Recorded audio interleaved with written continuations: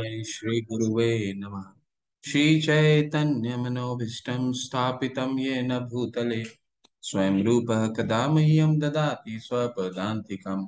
वन्देऽहं श्रीगुरुं श्रीयुतापदकमलं श्रीगुरुं वैष्णवांश्च श्रीरूपं साग्रजातं सहगना रघुनाथां वितं सजीवं साद्वैतं सावधूतं परिजना सहिता कृष्ण चैतन्य देवम् श्री राधा कृष्ण पादान सहगना ललिता श्री विशाखावितांश हे कृष्णा करुणा सिंधु दीन बंधु जगतपते गोपेश गोपिका कांत राधा कांत नमस्तुते ताप्त कांचन गौरांगी राधे वृंदावनेश्वरी वृषभानुसुते देवी प्रणमामि हरिप्रिये वाञ्छा कल्पतरुभ्यश्च कृपा सिन्धुभैव च पतितानां पावने भयो वैष्णवे भयो नमो नमः। नमो विष्णुपादाय कृष्णपृष्ठाय भूतले श्रीमते जयपताका स्वामीति नामिने। नमो आचार्यपादाय नितये कृपापदायिने गौरकथा धामदाय नगर ग्राम तारिणे। नमो विष्णुपादाय कृष्णपृष्ठाय भूतले श्रीमते भक्ति वेदांत स्वामीति नामिने। नमस्ते सरस्वते देवे गौरवाणी प्रचारिणे निर्विशेष शून्यवादी पाश्चात्य देश तारिणे। जय श्री कृष्ण चैतन्य प्रभु नित्यानंदा श्री अद्वैत गदाधर शिवास आदि गौर भक्त वृंदा। नमो महावदानाय कृष्ण प्रेम पदायते कृष्णाय कृष्ण चैतन्य नामने गौरीतशे नमः। हरे कृष्णा कृष्णा कृष्णा हरे हरे हरे राम राम राम हरे हरे। हरे कृष्णा। आप सबका ये चौथे दिन में आज स्वागत है।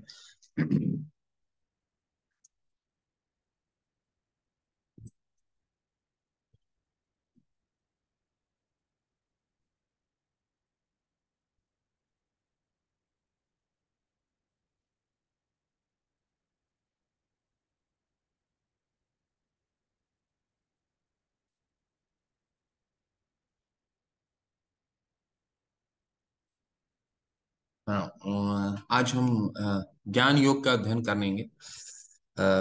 कल हमने कर्म के द्वारा भगवान से जुड़ने का प्रयास किया था।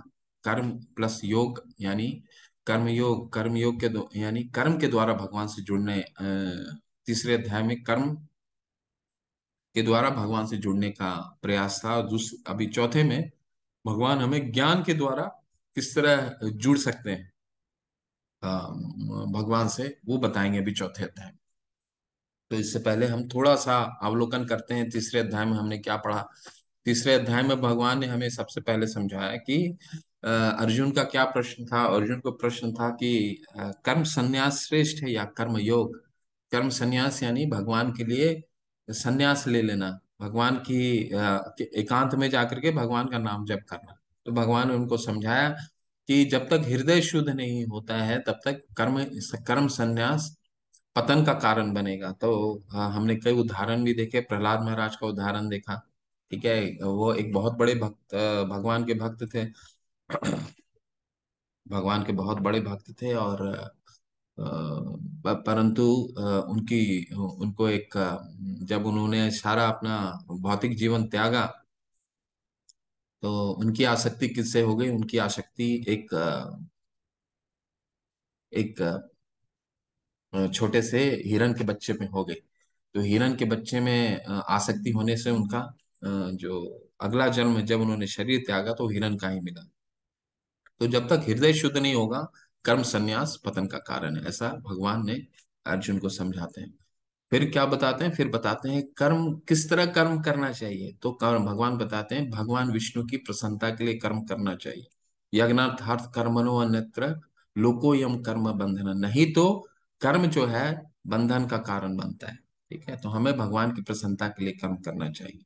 परंतु शुरू में तो अभी हमने भक्ति स्टार्ट करा है, तो हमें भक्ति का क्या मतलब है। भक्ति का हम जो अभी तक मतलब यही समझते हैं कि भगवान के मंदिर में जाना, भगवान के प्रसाद लेकर के जाना, अर्पित करना और भगवान से कुछ मांगना। यही तो हमने भक्ति का इतना ही अर्थ समझा। तो भगवान बताते हैं ठीक है, तुमने नया नया भक्ति अभी अगर शुरू करा है तो आप वो भी कर सकते हो, उससे भी कर सकते हो, लेकिन वो भी वैदिक नियमों के अनुसार होना चाहिए। उसे कर्म कांड बोलते हैं। उससे क्या होगा, अगर वैदिक नियम के अनुसार हम यज्ञ करते हैं तो यज्ञ से देवता प्रसन्न होते हैं, जिससे अच्छी बारिश होगी, अच्छी बारिश से अच्छे अन्न उत्पन्न होंगे, अच्छे अन्न उत्पन्न होने से हम वो अन्न को क्या है, भगवान को अर्पित करेंगे। और भगवान जब उस अन्न को अर्पित करके भगवान प्रसन्न होंगे, तो हमें वेदों के द्वारा हमारी दोबारा हमें क्या कर्म करना है वो हमें बताएंगे। तो इसके बाद फिर ये यज्ञ चक्र कहलाता है। इसके बाद फिर भगवान ने बताया कि जो भी हम खाते हैं, जो भी अन्न है, वो भगवान को अर्पित करते हुए ग्रहण करें। क्यों ऐसा भगवान बताते हैं? भगवान इसलिए बताते हैं क्योंकि अगर हम वो नहीं करते हैं तो पाप खाते हैं। यज्ञ शिष्टानि संतो मुच्यन्ते सर्व किल विषय भुजन्ते ते त्वगम पापा पंचन्तनात् आत्म कारणात्। वो हम पाप खाते हैं क्यों? क्योंकि हम भगवान को भगवान का दिया हुआ चीज उन्हें अर्पित नहीं करके खाते हैं। तो भगवान कहते हैं ये पाप खाते हैं। ठीक है। तो इसके बाद फिर भगवान हमें कर्म कांड के बाद फिर हमने क्या जाना कि इस कलयुग में सब सर्वश्रेष्ठ कर्म क्या है, युग धर्म क्या है। तो हरे कृष्ण का महामंत्र, हरे कृष्ण कृष्ण कृष्ण हरे हरे, हरे राम राम राम हरे हरे, किसने दिया? महाप्रभु चैतन्य ने दिया। और इनको हम कैसे ग्रेटिट्यूड देते हैं, किस तरह हम कृतज्ञ हैं इनके? तब जब हम शुरू करते हैं माला तो हम पंच तत्व का मंत्र पढ़ते हैं, जय श्री कृष्ण चैतन्य प्रभु नित्यानंदा श्री अद्वैत गदाधर शिवासादि गौर भक्ति वृंदा। क्योंकि 500 वर्ष पहले भगवान जब महाप्रभु चैतन्य के रूप में आए, तो उन्होंने ये संकीर्तन इस पूरे युग का कलो तद हरि कीर्तनात्, यानी कली का ये युग धर्म दिया हमें। ठीक है। और इसके बाद फिर भगवान ने एक बहुत ही अच्छा बताया कि लीडरशिप के लिए क्या करना है। उनको, अर्जुन को ये बताया कि अगर तुम संन्यास ले लोगे तो तुमसे लोग क्या सीखेंगे। यत्तच्चरिति श्रेष्ठ तत्त देवेतरो जन सयत् प्रमाण कुरुते लोकस्तत् अनुवर्तते। महापुरुषों का हम जैसा हम जैसा कार्य करेंगे, लोग सामान्य व्यक्ति तो वैसे ही, महापुरुष जिस तरह कार्य करेंगे सामान्य व्यक्ति उसी का अनुसरण करेगा, है ना। तो भगवान ये भी बताते हैं कि हमें किस तरह जीवन किस तरह जीवन बिताना है। ठीक है।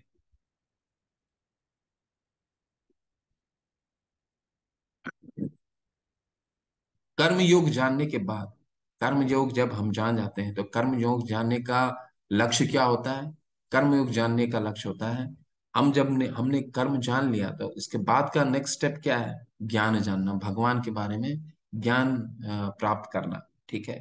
तो ये इस ज्ञान से क्या होगा, हम किस तरह ज्ञान के द्वारा भगवान से जुड़ सकते हैं, इस अध्याय में उसका हम अध्ययन करने वाला। ये अध्याय बहुत ही इंटरेस्टिंग होने वाला है, जहाँ पे भगवान भगवत गीता के इतिहास के बारे में बताएंगे। जिन्होंने पहली बार अगर गीता का अध्ययन किया है, तो अब तक तो हमने यही जाना था कि 5000 वर्ष पूर्व भगवान ने ये ज्ञान अर्जुन को दिया, लेकिन भगवान यहाँ गीता का इतिहास बहुत पुरातन बताते हैं। ठीक है।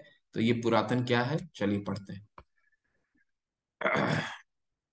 तो भगवत गीता का इतिहास क्या है, तो भगवान बताते हैं। और एक और बहुत ही महत्वपूर्ण बात, जो भी अध्याय भगवान बिना प्रश्न के शुरू करते हैं वो अध्याय बहुत महत्वपूर्ण होने वाला है। तो 7वें अध्याय से लेकर के 12वें अध्याय तक सारे अध्याय भगवान ही शुरू करते हैं। मात्र एक शायद 8वां अध्याय छोड़ करके सारा अध्याय भगवान शुरू करते हैं। तो वो अध्याय जो है विशेष होता है। क्यों? क्योंकि बिना प्रश्न के भगवान बताते हैं। तो चलिए यहाँ इतिहास भगवत गीता के जानते हैं क्या भगवान बताते हैं। श्री भगवान उवाच इमं विवस्वते योगम प्रोक्तवान अहम अव्ययम विवस्मान वे प्राह मनुरिक्ष्वाक विब्रवीत। भगवान श्री कृष्ण ने कहा, मैंने इसे अमर योग, देखिए बहुत अच्छा पिक्चर में ध्यान रखेगा, मैंने इस अमर योग विद्या का उपदेश सूर्यदेव विवस्वान को दिया, और विवस्वान ने मनुष्य के पिता मनु को दिया, उपदेश दिया, और मनु ने इसका उपदेश इक्ष्वाकु को दिया। तो सर्वप्रथम ये इसका इतिहास का कैलकुलेशन, गणित गणित से इसका पूरा हम जोड़ घटाव देखेंगे कि ये गणित से कितना साल पूर्व, अगर भगवान यहाँ क्या बोल रहे हैं, भगवान कह रहे हैं कि सबसे सर्वप्रथम मैंने ये ज्ञान सूर्य देव यानी सूर्य के राजा विवस्वान को दिया। ठीक है, विवस्वान ने अपने मनु को दिया है। मनु कौन थे? मनुष्य, हमारे जो मनुष्य है उनके पूर्वज, उनको मनु, स्वयंभू मनु है। इस युग के सर्वप्रथम मनु जो है वो स्वयंभू मनु है। तो सबसे विवस्वान ने सबसे पहला ये ज्ञान मनु को दिया। मनु ने किसको दिया? इक्ष्वाकु को। ये इक्ष्वाकु कौन थे? इक्ष्वाकु थे भगवान राम के पूर्वज। ठीक है, तो इक्ष्वाकु अंश के भगवान करीबन मुझे स्मरण है 81 इक्यासी वहां थे भगवान राम वंशज। तो ये इस तरह इसका इतिहास है। पहला कौन किनको गया? पहला देखिए गीता गया विवस्वान को, सूर्यदेव के राजा। विवस्वान ने इसको मनु को दिया, मनु ने इक्ष्वाकु को दिया। और ये इक्ष्वाकु जो थे मतलब तब पृथ्वी पे ये गीता आई। तो इसका क्या कितना साल रहा होगा, हम अभी कैलकुलेशन में जाएंगे, अभी गणित में जाएंगे। तो ये ज्ञान दोबारा जब भगवान ने सूर्य देव को दे दिया, तो दोबारा देने की क्या आवश्यकता पड़ी अर्जुन को? तो इसका ये है उत्तर है भगवान का। एवं परंपरा प्राप्तम इमं राजर्षो यो विदुहु सकाले ने महता योगो नष्टः परम तपः। इस प्रकार ये परम विज्ञान गुरु परंपरा द्वारा प्राप्त किया गया, और राज ऋषियों ने इस विद्या से इसे समझा, किंतु काल क्रम में ये परंपरा छिन्न हो गई है, अतः यह विज्ञान यथा रूप में लुप्त हो गया है लगता है। तो इस ज्ञान की विधि भगवान बता रहे हैं। ज्ञान लेने की क्या विधि है? जैसे हम के समझते हैं कोई भी गीता हमने उठा लिया और उसका अध्ययन करना शुरू कर दिया, तो भगवान गीता का अध्ययन करने का यहाँ मार्ग बता रहे हैं। हमें कैसे अध्ययन करना है? परंपरा द्वारा। एवं परंपरा प्राप्त इमम राजर्षयो यो विदुः। तो भगवान ने ये कहा कि ये गीता परंपराओं द्वारा राज ऋषियों को दिया जाता है। राज ऋषि कौन होते थे? राज ऋषि वो होते थे जो राजा भी होते थे और संग संग में ऋषि भी होते थे। उनका क्या कर्तव्य होता था? वो भगवान का ज्ञान के से पूरे अपने जो जनता है उन जनता को भगवान के ज्ञान से गीता का ज्ञान दे करके भगवान से जोड़ना, वो होते थे राज ऋषि। तो लेकिन भगवान क्या कह रहे हैं? लेकिन अब मुझे देने की इसलिए आवश्यकता पड़ गई क्योंकि सकाले ने महता योगो नष्ट परम तपा। ये इनका जो, क्योंकि लोग अपनी मनोकल्पित द्वारा बिना परंपरा द्वारा इसका अध्ययन करने लग गए, और ये इसका जो सार है वो डाइल्यूट हो गया। वो सार जो है कहीं ना कहीं क्षीण हो गया, कहीं नष्ट हो गया। ठीक है, इसलिए ये ज्ञान दोबारा अर्जुन को भगवान देते हैं। तो इसमें दो चीजें बहुत मुख्य निकल के आती है कि अगर हमें गीता का ज्ञान लेना है तो वहीं से लेना है जो परंपरा के द्वारा आता हो। तो अभी हम परंपरा भी पढ़ेंगे। परंपरा का क्या मतलब है? परंपरा से हम क्या समझते हैं? परंपरा का समझते हैं बोनाफाइड इंस्टीट्यूशन। अगर हम मान लेते हैं कोई अपना शिक्षा शिक्षा ग्रहण करते हैं। ठीक है, कोई विज्ञान में करता है, कोई इंजीनियरिंग में करता है, कोई चिकित्सा विज्ञान मेडिकल साइंस में करता है। तो जब तक वो इंस्टीट्यूशन बोनाफाइड नहीं है, जब तक वो इंस्टीट्यूशन का क्रेडेंशियल नहीं है, उसका मान्यता नहीं है, तब तक हम उस इंस्टीट्यूशन में अध्ययन नहीं कर सकते, नहीं करने जाएंगे। ठीक है, उसी तरह हम जब आध्यात्मिक ज्ञान जो हमारे जीवन का मूल स्वरूप, मूल हमारा उद्देश्य होना चाहिए, आध्यात्मिक ज्ञान ज्ञान वो हम किसी और से कैसे अध्ययन कर सकते हैं जब तक वो इंस्टीट्यूशन बोनाफाइड इंस्टीट्यूशन नहीं रहेगा। जी, क्योंकि भगवान यहाँ खुद ही बता रहे, स्वयं बता रहे हैं कि इसको अध्ययन करने की क्या विधि है। ठीक है, तो हमें परंपरा द्वारा वही ज्ञान लेना चाहिए जो परंपरा के द्वारा आती है। तो परंपरा क्या है ये हम अभी समझते हैं। हाँ, तो ये चार परंपराएं हैं जिसको भगवान ने गीता का ज्ञान दिया। तो सर्वप्रथम आते हैं ब्रह्मा जी को भगवान ने गीता का ज्ञान दिया। ठीक है। जिस जिस जिनके अग्रज अग्रज जो जिस परंपरा को जो जिन्होंने आगे बढ़ाया, उन संत का नाम था श्री माधवाचार्य। ठीक है। और दूसरा आते हैं लक्ष्मी देवी, जिनको भगवान ने दिया ये ज्ञान, और उनके अग्रज होते हैं रामानुजाचार्य। फिर शिव भगवान शिव ने दिया, जिससे विष्णु स्वामी। और फिर चार चतुष्कुमार, चतुष्कुमार कौन थे? ब्रह्मा जी के प्रथम चार पुत्र। तो ये चारों को उनसे आते हैं निमंग निम निमंग निबंग निम्बकाचार्य, निम्बंकाचार्य। ठीक है। निम्बरकाचार्य। तो ये चार लोगों की ये बोनाफाइड इंस्टीट्यूशन है। तो इनसे इनसे ही हम कोई भी ग्रंथ का अध्ययन करना है, इन इंस्टीट्यूशन के द्वारा ही हम इसका अध्ययन कर सकते हैं। ठीक है। हम किस में आते हैं? हम सर्वप्रथम में आते हैं ब्रह्मा जी, ब्रह्म माधवा गौड़ीय संप्रदाय। ऐसा क्यों है? तो ये परंपरा देखते हैं। तो ये परंपरा में हम आते हैं, जो भगवान ने ये इनको ब्रह्मा जी को दिया, ब्रह्मा जी ने फिर नारदा को दिया, नारद जी ने अपने पुत्र व्यास को दिया, व्यास देव ने व्यास से माधवाचार्य, फिर पद्मनाभ, नरहरि, माधवा, और फिर ऐसा सिलसिला चलता है। और 22वें में पुनः भगवान महाप्रभु चैतन्य के रूप में आए, और उन्होंने इस ज्ञान को तीनों जो और भी परंपराएं हैं, लक्ष्मी परंपरा, रुद्र परंपरा, शिव जी से जो आती है, और चतुष्कुमार, चार कुमार, उनसे कुछ और अच्छे अच्छे मुख्य मुख्य चीजें ली, और उनको इसमें सम्मिलित किया। और ये फिर ब्रह्म माधव गौड़ीय संप्रदाय कहलाता है, जिसके अंतिम गुरु कौन हुए हैं? स्वामी शिला प्रभुपाद, जो इस संस्था के संस्थापकाचार्य, 32वें गुरु। तो ये हम संस्था से आते हैं, ये हमारा क्रेडेंशियल है, ये बोनाफाइड इंस्टीट्यूशन है। इसलिए हम कह रहे हैं कि ये कोई भी गीता का हम अध्ययन करते हैं तो हमेशा हमें स्मरण रहना चाहिए कि ये हम इंस्टीट्यूशन से करें, बोनाफाइड इंस्टीट्यूशन से करें।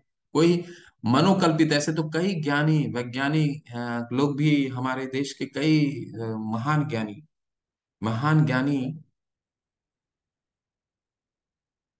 महान ज्ञानी ने भी भगवत गीता पे अपनी टिप्पणी लिखी है। ठीक है। क्या वो मान्य है? कितना भी ज्ञानी हो जाए, नहीं मान्य है। क्या हम बहुत अच्छे प्रोफेसर हैं, ठीक है, मान लीजिए हम इंजीनियरिंग, बहुत अच्छे कॉलेज के इंजीनियरिंग करें, और अपना खुद का कॉलेज हमने खोल रखा, तो क्या हम किसी को इंजीनियर बना सकते हैं? नहीं। जब तक वो बोनाफाइड इंस्टीट्यूशन नहीं है, तब तक हम उसमें इंजीनियरिंग नहीं पढ़ सकते, या फिर हम चिकित्सा विज्ञान नहीं पढ़ सकते, या कोई और भी मान्य कोर्स नहीं कर सकते, विज्ञान नहीं पढ़ सकते। इसीलिए कोई भी विज्ञानी विज्ञान से लगाव अगर वो इंस्टीट्यूशन से नहीं है, तो वो अपना मनोकल्पना से ज्ञान को दे रहा है। और भगवान क्या कह रहे हैं कि ये जो ज्ञान मैंने सूर्य देव को दिया था, इन्हीं कारणों से इसका पतन हुआ, क्योंकि ये बोनाफाइड से लोगों ने अपनी मनोकल्पना से इसको देना शुरू किया, और ये नष्ट हो गया। इसीलिए मुझे दोबारा देने की आवश्यकता पड़ी। चलिए, अब थोड़ा सा गणित देखते हैं। और ये गणित में बहुत ये जब पीडीएफ आएगी आपके पास, तो इसको और विस्तार से आप लोग समझने का प्रयास कीजिएगा, लेकिन बहुत ही सरल है। ठीक है। ये जो युग है, ये हर एक युग 4 युगों में विभाजित होता है। सत्य युग, त्रेता युग, द्वापर और कलयुग। ठीक है। हर का अपना अपना उम्र होता है। जैसे कलयुग का उम्र है 4,32,000, आप देख सकते हैं 4,32,000। अगर इसको 2 से गुना करेंगे तो वो द्वापर युग होगा। इसीलिए लोगों की उम्र ज्यादा होती थी द्वापर में। ठीक है। अब कलयुग का 4,32,000 है, पूरे कलयुग का। द्वापर का चार, उससे गुना कर दीजिए 2 से, तो करीबन 8,64,000 आएंगे। और कलयुग से 3 गुना गुना कीजिएगा, तो वो अ, त्रेता युग का पूर्ण साल आएगा, करीबन 13 लाख के आसपास, 12,96,000। ठीक है, लाख साल।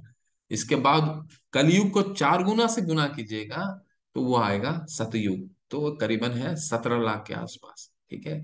और ये चारों को अगर हम जोड़ते हैं, ठीक है, तब आता है एक दिव्य युग। ठीक है। और एक दिव्य युग का करीबन आप देख सकते हैं यहाँ आ रहा है, वो करीबन 4.2, 4.32 मिलियन साल। ठीक है। जब 43 लाख साल के करीब आप समझिए इसको, एक दिव्य युग, एक दिव्य युग में मतलब ये युग का पूरा एक दिव्य युग है। हम अभी 28वें दिव्य युग में है। ठीक है। तो सातवां सातवें मनवंतर के 28वें दिव्य युग में। मनवंतर क्या होता है? दिव्य युग ये जो दिव्य युग देख रहे हैं, एक दिव्य युग का कितना हो गया? एक युग का 43 लाख। ठीक है। इसको आप 71 दिव्य युग मल्टीप्लाई कर दिए, 71 से गुणा कर दीजिए, 71 से, 71 दिव्युग का एक मनवंतर होता है। तो अभी तक 7 मनवंतर गुजरे हैं, ये 7वां मनवंतर चल रहा है। 6 मनवंतर गुजरे हैं। हर मनवंतर का हर मनवंतर में कितने दिव्युग होंगे? 71 दिव्युग। इस हम जो 7वें मनवंतर में हैं उसमें 28वां दिव्युग है में है। इसी दिव्युग में भगवान कृष्ण आए थे। हर युग में भगवान कृष्ण आते हैं, हर युग में लीलाएं होती हैं। हम इस युग के बारे में बात कर रहे हैं। ठीक है। इसको समझने का इस तरह से प्रयास कीजिए। और 71 दिव्युग 71 दिव्युग का एक मनवंतर होता है। और इसी तरह 14 मनवंतर का एक कल्प होता है। ये आप देखिए, 14 मनवंतर का एक कल्प होता है। ठीक है। और एक कल्प जो होता है वो ब्रह्मा जी का एक दिन होता है, उतना ही, यानी 12 घंटे। ठीक है। तो वो कितना होता है वो, इसको गुना कीजिएगा तो भी हम लेते हैं। और उतना ही उनका रात्रि होती है। ठीक है। तो एक दिन 12 घंटे। और ब्रह्मा जी की कितनी उम्र है? 100 साल।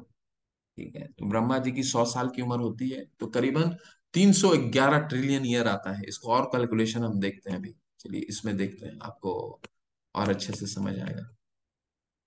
ठीक है। ये कैलकुलेशन आप अपने पीडीएफ में देख लीजिएगा। तो अभी ब्रह्मा जी की कितनी उम्र बीत चुकी है? 50 साल के करीब बीत चुकी है। ठीक है। 311 ट्रिलियन ईयर है ब्रह्मा जी का उम्र। अभी 150 हो चुका है। हर एक 12 होते हैं, 12 घंटे जो हमारे होते हैं, उस 12 घंटे में अब जैसे ये देख रहे हैं आप, ये 12 घंटे का दिन होता है ब्रह्मा जी का, और 12 घंटे की ही रात्रि होती है। तो हर एक दिन के बाद एक छोटा आपको प्रलय आता है, जिसमें छोटा प्रलय इसको बोलते हैं। ठीक है। छोटा प्रलय में सारा समापन नहीं होता है, एक्टिव रहते हैं कुछ चीजें।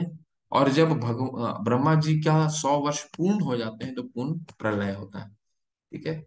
तो अभी 6 मनवंतर, ये कुछ कैलकुलेशन आप देख लीजिएगा।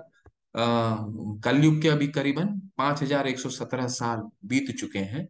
ठीक है। और समझिए 5117 साल में ही हम ये दशा देख रहे हैं, और अभी कितने वर्ष बाकी हैं। ठीक है। तो आगे आने वाला जो साल है, आगे आने वाले जो वर्ष हैं, भागवतम में वैसे 11वें स्कंद में आता है कि ये आ, तमोगुण का बहुत ही प्रभाव विकसित होगा। ठीक है। तो ब्रह्मा जी का जीवन हम निकल गया। ब्रह्मा जी का जीवन कितना है? 100 वर्ष का जीवन है। भी इतना समझने का प्रयास कीजिए। मनु, जब मनु का कैलकुलेशन कीजिएगा, मनु का क्या मतलब है? एक मनवंतर। एक मनवंतर जो है वो मनु है। तो करीबन 1200, इसका कैलकुलेशन देखिएगा आप, तो करीबन 1200 लाख साल पहले, यानी 12 करोड़। अगर कैलकुलेशन देखिएगा, मोटा मोटा कैलकुलेशन आपको बता दिए, 12 करोड़ साल पहले ये गीता का ज्ञान भगवान ने अ, सूर्यदेव को दिया था। सूर्यदेव विवस्वान को दिया था। गीता धरती पे कब आई? कब भगवान ने दिया? विवस्वान ने किसको दिया? मनु को दिया। मनु ने किसको दिया? इक्ष्वाकु को दिया। तो इक्ष्वाकु जो थे, उन्होंने धरती पे लाए। तो इक्ष्वाकु कहाँ कब आए थे? त्रेता युग में। तो हम कैलकुलेट कर सकते हैं गणित आराम से। ठीक है। तो करीबन कितना आता है? त्रेता युग की शुरुआत में भगवान ने इस विज्ञान के विवस्वान ने मनु को पहुंचाया। मनु मानव जाति के पिता होने के नाते इसे अपने पुत्र इक्ष्वाकु को दिया, जो इसे पृथ्वी ग्रह के राजा थे और रघुवंश के पूर्वज थे, जिनमें भगवान रामचंद्र प्रकट हुए। इसलिए भगवत गीता मानव समाज में इक्ष्वाकु के समय अस्तित्व में आई। तो करीबन अगर हम उसको गणित बैठाएं तो 20 लाख का साल पहले, क्योंकि कब आए ये इक्ष्वाकु? त्रेता युग के शुरू में, तब आपका गीता का ज्ञान आया। तो उसको कैलकुलेशन हम कर सकते हैं, करीबन 20 लाख साल पहले गीता इस युग में 20 लाख साल पहले पृथ्वी पे आई। तो ये मोटा मोटा है जो हमें स्मरण रखने के लिए। सबसे लास्ट वाला आप स्मरण कर सकते हैं, ब्रह्मा जी का 1 सेकंड जो है हमारा 1 लाख साल के बराबर है। ठीक है।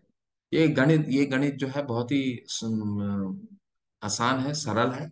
आप तीसरे फर्स्ट सेकंड स्लाइड में जाएंगे, इसे आराम से आप समझ सकते हैं। बस हमें स्मरण रखने का एक चीज है कि कलयुग जो होता है वो 4,32,000 का होता है।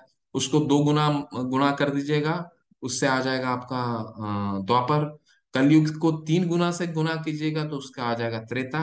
और कलयुग के 4 गुने को अगर आप गुना करते हैं तो करीबन 17 लाख साल के करीब आता है, तो सतयुग हो जाता है। तो इन चारों को आप जोड़ दीजिएगा तो एक दिव्य युग आता है, जिसका है करीबन 43,20,000। तो ये मोटा क्या गणित है, तो इसको आप स्मरण देख सकते हैं पीडीएफ।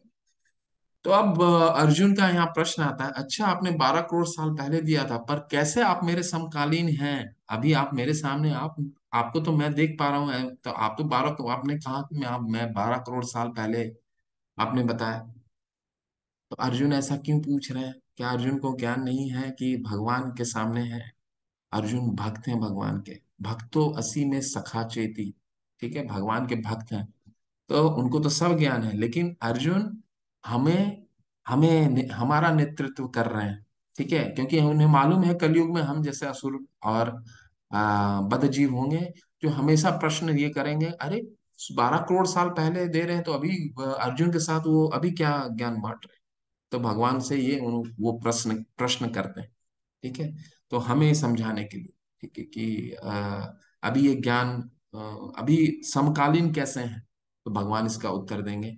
भगवान एक श्लोक शायद इसमें नहीं है इस स्लाइड में, तो इसका उत्तर देते हैं भगवान ऐसे कि बहुनी में वैतीतानि जन्म जन्मनामि तप चार्जुन तन्य हम वेद सर्वाणि न तुम वेद परम तपः। यानी कि मैं भी 12 करोड़ साल पहले था, तुम भी थे, लेकिन चूंकि मेरा शरीर दिव्य है तो मुझे स्मरण है।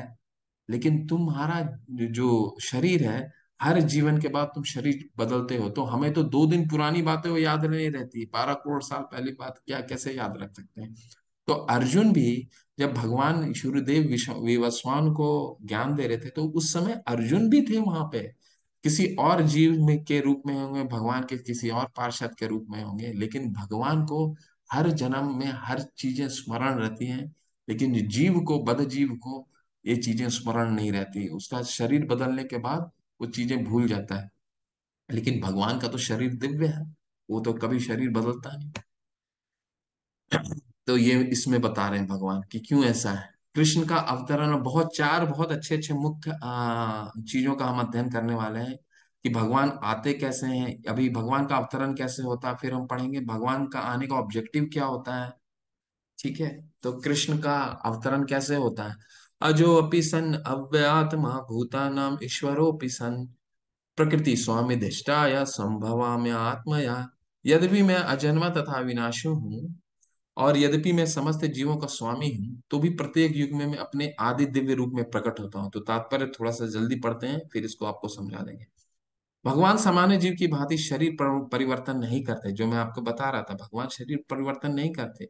इस जन्म में बद्ध जीव को एक बार का शरीर, एक प्रकार का शरीर हो सकता है, किंतु अगले जन्म में दूसरा प्रकार का शरीर होता है। तो हमें हर जन्म में अलग शरीर मिलता है, लेकिन भगवान का शरीर दिव्य है, वो नहीं बदलता। भौतिक जगत जगत में जीव का कोई स्थायी शरीर नहीं है, अपितु वह एक शरीर से दूसरे शरीर में देहांतरण करता रहता है। किंतु भगवान ऐसा नहीं करते। जब भी वे प्रकट होते हैं तो अपनी अंतरंगा शक्ति से वह अपने उसी उदय शरीर में प्रकट होते हैं। दूसरे शब्दों में श्री कृष्ण इस जगत में अपने आदि शाश्वत स्वरूप में दो भुजाओं में बांसुरी धारण किए अवतरित होते हैं। यद्यपि वे अपने उसी दिव्य शरीर में प्रकट होते हैं और ब्रह्मांड के स्वामी होते होते हैं, तो भी ऐसा लगता है कि वे सामान्य जीव की भांति प्रकट हो रहे हैं। यद्यपि उनका शरीर भौतिक शरीर की भांति क्षीण नहीं होता, फिर भी ऐसा प्रतीत होता है कि भगवान कृष्ण बालपन से कुमार अवस्था तथा कुमार अवस्था से तरुण अवस्था प्राप्त करते हैं। किंतु आश्चर्य तो यह है कि कभी युवावस्था से आगे नहीं बढ़ते। तो बहुत सुंदर बताया प्रभुपाद जी, कह रहे हैं कि भगवान, हमें लगता है भगवान का, देखिए भगवान जो आते हैं, भगवान यहाँ खुद बता रहे हैं, अजो अपि सन अव्यात्मा भूतानाम ईश्वरो सम, मेरा जन्म नहीं होता, मेरा प्राकट्य होता है। भगवान का जन्म नहीं होता है, प्राकट्य होता है। ठीक है, तो भगवान प्रकट होते हैं। तो जब ब्रह्मा जी सब सर्वप्रथम जीव है। तो जब ब्रह्मा जी का आत्म साक्षात्कार होता है भगवान से, उनके धाम में जब जाते हैं, तो ब्रह्मा जी बहुत सुंदर व्याख्या करते हैं भगवान के, अद्वैतम अच्युतम अनादि अनंत रूपम आदम पुराणु पुरुषम नव यौवनम च। यानी भगवान जो है आदि पुरुष हैं, सबके आदि पुरुष हैं, सबके पिता हैं, फिर भी वो नव यौवन जैसे लगते हैं। हमने कभी भगवान की वृद्धावस्था की कोई तस्वीर देखी है? कभी नहीं, कभी नहीं देखी होगी। महाभारत के युद्ध में जब वो युद्ध कर रहे थे, तो करीबन 125 वर्ष के थे, उनके पौत्र भी थे वहां पे, लेकिन बिल्कुल नव यौवनम ज, यानी 25 वर्ष के युवक लगते थे। ठीक है, तो भगवान प्राकट्य होते हैं, वो कभी उनका देहांतरण नहीं होता है एक शरीर से दूसरा शरीर, युवक से जन्म से, ऐसा नहीं होता है जैसे हमने दूसरे अध्याय में पढ़ा, देहिनो अस्मिन् था देह कौमारम यौवनम जरा, बचपन से बूढ़े, बूढ़े से वैसे भगवान वृद्ध नहीं होते हैं, उनका शरीर नहीं वृद्ध होता, वो दिव्य है उनका शरीर। तो इसलिए भगवान का अवतरण होता है। भगवान अवतरित कब होते हैं, दूसरा प्रश्न ये मन में उठता है, यदा यदा हि धर्मस्य ग्लानि भवति भारत अभ्युत्थानं धर्मस्य तदात्मानं सृजाम्यहम्। हे भरत वंशी, जब भी और जहां भी धर्म का पतन होता है और अधर्म की प्रधानता होने लगती है, तब मेरा अवतार होता है ना। तो भगवान दोबारा यहाँ पे क्या कह रहे हैं, सृजा में हम प्रकट होता हूँ, नरसिंह देव का आज हमने स्तुति, आपने भी स्तुति किया। ठीक है, इतो नरसिंहा पर तो नरसिंहा, यतो यतो यामि ततो नरसिंहा, मैं जहां देखता हूँ वहीं नरसिंह भगवान दिखते हैं मुझे। ठीक है, तो उनके पिता बोलते हैं, हिरण्यकशिपु बोलते हैं कि क्या उनको तुम्हारे यहाँ है, इस जगह है। अब क्योंकि उनको बांध बांध देते हैं पिलर से, खंबे से बांध देते हैं, तो पहले बोलते हैं तुम्हारे इधर है, इतो नरसिंहा, यहाँ भी है नरसिंह देव, और भगवान यहाँ भी है। प्रहलाद महाराज बोलते हैं भगवान हर जगह है, तो बोले क्या तुम्हारे खंबे में है, भगवान खंबे में भी है। ठीक है, तो ऐसा आपको प्रहलाद महाराज कहते हैं भगवान खंबे में भी है, और वो खंबे से फिर निकल के आते हैं। तो वही प्राकट्य दिवस हम आज मनाते हैं भगवान का, आज चतुर्दशी है ना, नरसिंह चतुर्थी। तो भगवान का अवतरण कब होता है, जब धर्म की अधर्म की प्रधानता पड़ जाती, यदा यदा ही धर्म से ग्लानि भवति भारत, जब हिरण्यकशिपु का धर्म बढ़ गया था, तो अपने भक्त को आनंद देने के लिए तब अवतरण होता है। क्यों होता है, परित्राणाय साधूनां विनाशाय च दुष्कृतां धर्म संस्थापनार्थाय संभवामि युगे युगे। भक्तों को उद्धार करने, दुष्टों का विनाश करने तथा धर्म की फिर से संस्थापना करने के लिए मैं हर युग में प्रकट होता हूँ। तो भगवान का जन्म नहीं होता, बार बार मैं बोल रहा हूँ, भगवान प्रकट होते हैं। हमें लगता है क्योंकि हमारा बद्ध जीवन है, तो हमें लगता है भगवान यहाँ इनसे जन्मे, इनके गर्भ से हैं, इनके यशोदा माँ के यहाँ पले, देवकी माँ के गर्भ से आए। ठीक है, लेकिन भगवान तो पहले से नारायण के रूप में दर्शन दे दिए थे। देवकी माँ और वसुदेव को तो उन्होंने पूर्व जन्म में तो बहुत भगवान के बड़े भक्त थे, उन्होंने भगवान को अपने बच्चे के रूप में चाहा था। ठीक है, तो भगवान नारायण जब उनको प्रकट हुए कंस के यातना देख करके, तो भगवान ने फिर बोला कि ठीक है, जो तुमने मांगा है वही मैं दूंगा। तो फिर उनके गर्भ में जाते हैं। भगवान के ऐसे अनेक अनुचर हैं जो असुरों का संहार करने में सक्षम है, किंतु भगवान तो अपने उन निष्काम भक्तों को तुष्ट करने के लिए विशेष रूप से अवतार लेते हैं जो असुरों के द्वारा निरंतर तंग किए जाते हैं। असुर भक्त को तंग करता है, भले ही वे उसका सगा संबंधी क्यों ना हो। यद्यपि प्रहलाद महाराज हिरण्य कश्यपु के पुत्र थे, किंतु तो भी वे अपने पिता द्वारा उत्पीड़ित थे। इसी प्रकार कृष्ण की माता देवकी यद्यपि कंस की बहन थी, किंतु उन्हें तथा उनके पति वासुदेव के लिए दंडित किया गया था, क्योंकि उनसे कृष्ण का जन्म लेना था। अतः भगवान कृष्ण मुख्यतः देवी के उद्धार के लिए, देवकी को उद्धार करने के लिए प्रकट हुए थे, कंस को मारने के लिए नहीं। किंतु ये दोनों कार्य एक साथ संपन्न हो गए। अतः यह कहा जाता है कि भगवान भक्त का उद्धार करने तथा दुष्टों असुरों का संहार करने के लिए विभिन्न अवतार लेते हैं। तो हमें इसका ऑब्जेक्टिव समझना होगा। मुख्य उपदेश क्या रहता है। हमें ऐसा लगता है कि भगवान हमेशा आते हैं तो असुरों का संहार करने आते हैं। भगवान असुरों का संहार करने नहीं आते हैं। असुरों का संहार तो अपने पार्षदों के द्वारा कर सकते हैं, देवी देवताएं हैं तो इतने भगवान के, ठीक है, कहीं से किसी से भी करवा सकते हैं। असुर को संहार करने नहीं आते हैं भगवान। भगवान क्या करने आते हैं? परित्राणाय साधूनाम। उनका प्राइमरी फंक्शन है कि उन भक्तों को सुरक्षा प्रदान करने, भक्तों को मिलने, ठीक है। भगवान राम, भगवान राम रावण को स्वयं भगवान थे। रावण को उनको 12 वर्ष की, उन्हें 14 वर्ष की वनवास की तब जरूरत नहीं था, ठीक है, क्योंकि उनके कई भक्त थे जो उनका बहुत दिनों से भक्ति करते थे और भगवान को मिलना चाह रहे थे। हनुमान जी थे, हाँ, सबरी थी, कई लोग थे। भगवान को तो रावण को मारने के लिए भगवान को आने की भी आवश्यकता नहीं थी। वो तो अपने पार्षद को द्वारा उसका वध करवा सकते थे, है ना। लेकिन भगवान क्यों आता है? परित्राणाय साधूनाम। भगवान अपने भक्तों से मिलने आते हैं। हिरण्यकशिपु की प्रताड़ना से नहीं आए थे, प्रहलाद महाराज से मिलने आए थे, ठीक है। और दूसरा दूसरा उनका कार्य होता है कि अगर लगे हाथ में असुर का वध कर देते हैं, ठीक है। तो देवकी माँ को तुष्टि करने के लिए आए थे उनके, क्योंकि वो तपस्या उन्होंने किया था ना, तो उनके बच्चे के रूप में आए थे। लेकिन उसके साथ साथ उन्होंने कंस का संहार किया। तो भगवान का प्राइमरी फंक्शन होता है भगवान भक्तों का प्रेम प्रदान करने के लिए। ठीक है, अब तक तो हमने जान लिया भगवान क्यों आते हैं, उनका आने का क्या कारण होता है, भगवान का अवतरण कैसे होता है। इससे जानने का क्या लाभ? अगर हम ये जान गए तो ये हम जान जाते हैं, क्या जान जाते हैं? कि भगवान का जन्म भी दिव्य है, भगवान का कर्म भी दिव्य है। जन्म कर्म च मे दिव्यम यो वेति तत्वतः तत्वा देहम पुनर्जन्म नेति मामिदेसो अर्जुना। हे अर्जुन, जो मेरे आविर्भाव तथा कर्मों के दिव्य प्रकृति को जानता है, वह इस शरीर को छोड़ने पर इस भौतिक संसार में पुनः जन्म नहीं लेता, अपितु मेरे सनातन धाम को प्राप्त होता है। बहुत सुंदर श्लोक है ये। और भगवान यहाँ अपने धाम का दर्शन करा रहे हैं कि देखो, अगर तुम मेरे मेरे मुझे आपने जान लिया। भगवान यहाँ स्वयं बता रहे हैं कि मेरा अवतरण क्यों होता है, कैसे होता है, ठीक है। अजो अपि सन अव्य आत्मा भूतानाम ईश्वरोपि सम। मेरा प्राकट्य होता है, क्यों होता है? अपने भक्तों का उद्धार करने के लिए। परित्राणाय साधूनाम विनाशाय च दुष्कृताम, ठीक है। कब आता हूँ? धर्म को स्थापना करने के लिए आते हैं। अगर हम ये जान गए तो भगवान की दिव्यता को हम समझ जाते हैं कि भगवान दिव्य है।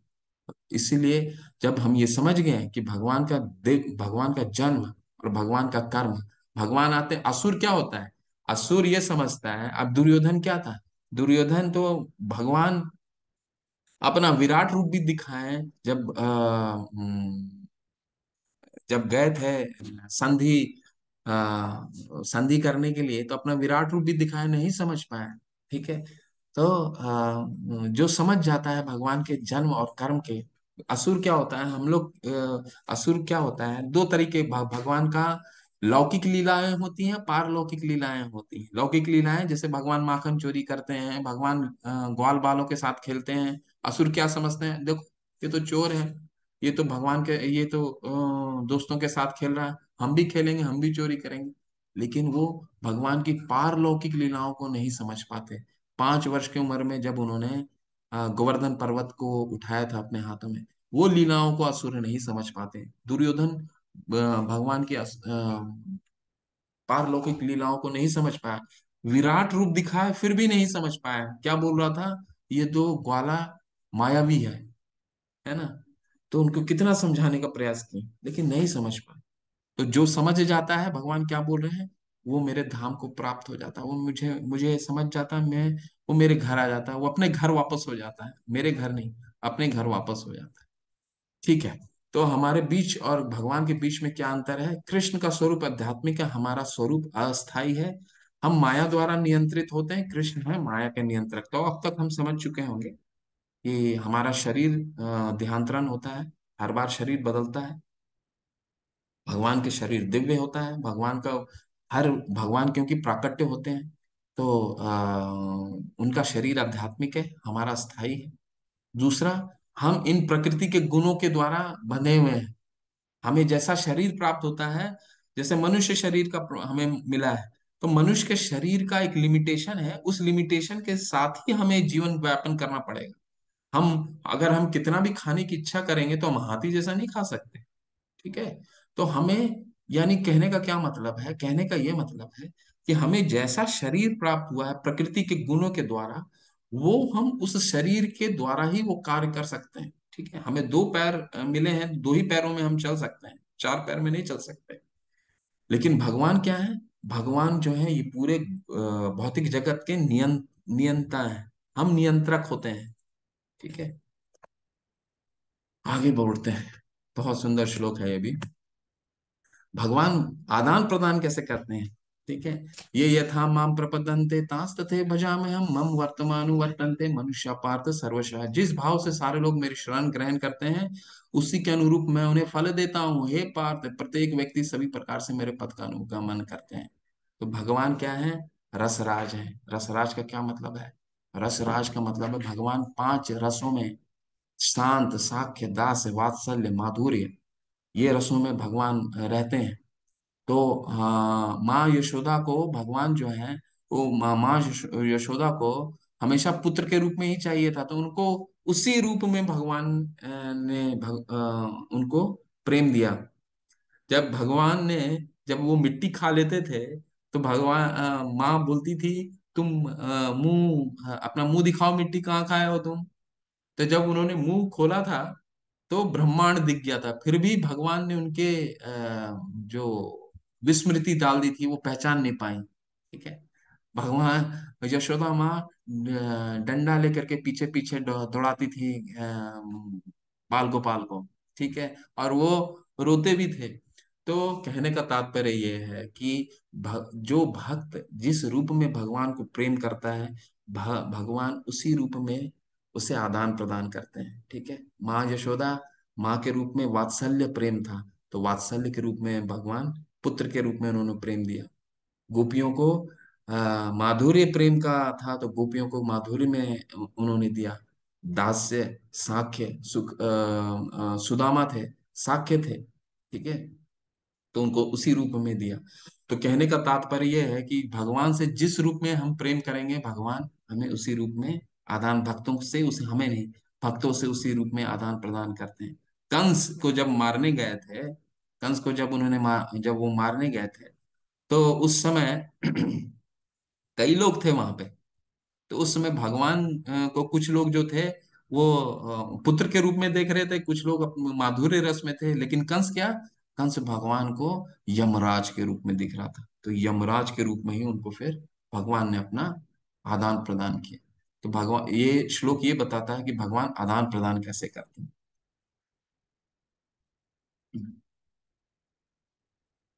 अब थोड़ा सा देवी देवताओं का ज्ञान दोबारा आता है। इस संसार में मनुष्य सकाम कर्मों में सिद्धि चाहते हैं, फलस्वरूप वे देवताओं की पूजा करते हैं।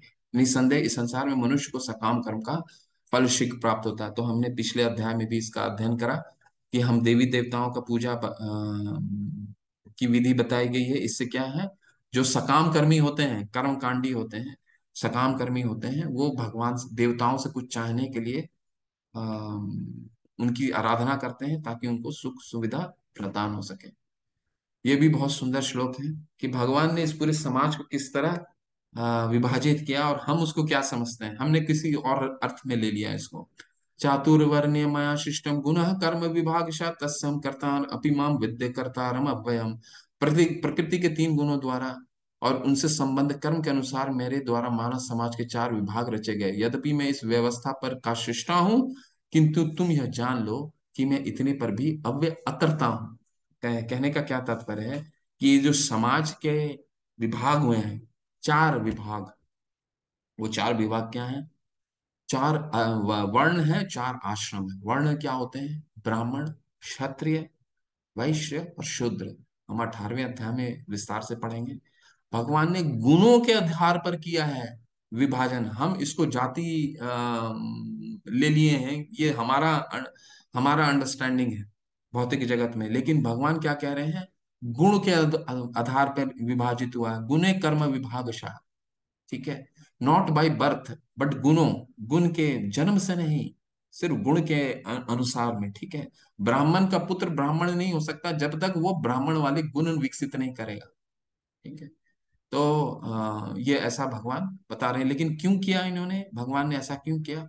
ताकि हम अपने अपने वृत्ति परक कार्य, यानी ब्राह्मण अपना एक वृत्ति परक कार्य द्वारा भगवान को प्राप्त कर सकता है।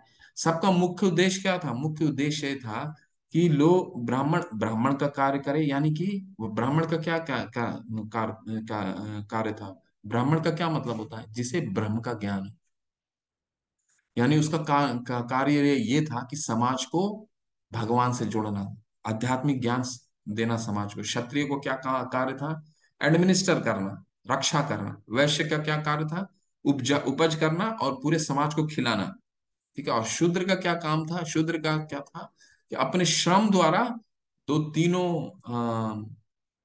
वर्ण थे, उसको सहायता देना, ठीक? और चार आश्रम होते हैं। ये चार आश्रम कौन कौन से हैं? ब्रह्मचर्य, गृहस्थ, वानप्रस्थ, और चौथा है सन्यास। सो सबके 25-25 साल, अगर 100 साल मान लीजिए तो डिवाइड बाई 4 कर दीजिए, ऐसा वेदों शास्त्र में कहा गया है। भगवान लेकिन इससे परे हैं। भगवान में ये चीजें लागू नहीं होती। भगवान ने बनाया है न ये श्लोक वही बताता है, न माम कर्माणि लिम्पन्ति न मे कर्म फले स्पृहा इति माम यो अभिभिजानाति कर्म भीर न स बध्यते। मुझ पर किसी कर्म का प्रभाव नहीं पड़ता, न ही मैं कर्म फल की कामना करता हूँ। मेरे संबंध में इस सत्य को जानता हूँ, वह कभी भी कर्मों के पास में नहीं मचता। यानी भगवान तो बनाया है ना, जैसे कंपनी का ओनर है, तो उस पे अगर कोई भगवान, वो तो एक कंपनी का जो वो तो एक नियम बना देता है। तो नियम किसके लिए होता है? जो कंपनी में कार्यरत है उसके लिए, ठीक है? तो वो तो भगवान ने इन नियमों को बनाया है, भगवान इस नियम से परे हैं। तो प्राचीन काल में समस्त मुक्त आत्माओं ने मेरी दिव्य प्रकृति को जान करके ही कर्म किया। अतः तुम्हें चाहिए कि तुम इन पदचिन्हों का अनुसरण करते हुए तुम अपने कर्तव्य का पालन करो। मनुष्य की दो श्रेणियां हैं, कुछ के मनों में दूषित विचार भरे रहते हैं और कुछ भौतिक दृष्टि से स्वतंत्र होते हैं। कृष्ण भावनामृत इन दोनों की श्रेणियों के व्यक्तियों के लिए समान रूप से लाभप्रद है। जिनके मनों में दूषित विचार भरे हैं, उन्हें चाहिए कि भक्ति के अनुष्ठानों को पालन करते हुए क्रमिक शुद्धिकरण के लिए कृष्ण भावनामृत को ग्रहण करें। और जिनके मन पहले से ऐसी अशुद्धियों से अस्वच्छ हो चुके हैं, वे उसी कृष्ण भावनामृत के अग्रसर होते रहे, जिसे अन्य लोग उनके आदर्श कार्यों का अनुसरण करके लाभ उठा सकें। तो कहने का तात्पर्य भगवान ये बता रहे हैं कि अर्जुन को ये सिखा रहे हैं कि देखिए, मैं अर्जुन, ये पहले भी मेरे इन ज्ञान को लेकर के लोग लाभान्वित हुए हैं, तो तुम्हें भी इसको अपनाना चाहिए, ठीक है? ये पूरे गीता का, ये श्लोक का यही तात्पर्य है। ये बहुत सुंदर आ रहा है, इसको समझने का प्रयास जरूर कीजिएगा।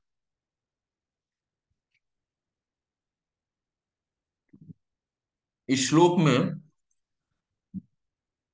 कर्म कितने प्रकार के होते हैं वो बताएंगे भगवान, ठीक है? कर्म जो हम कर्म करते हैं वो किसमें उस किस कैटेगरी में आता है, समझने का प्रयास कीजिएगा इसको। कर्मणो ही अपि बोधव्यम बोधव्यम च विकर्मणः अकर्मणश्च बोधव्यम गहना कर्मणो गति।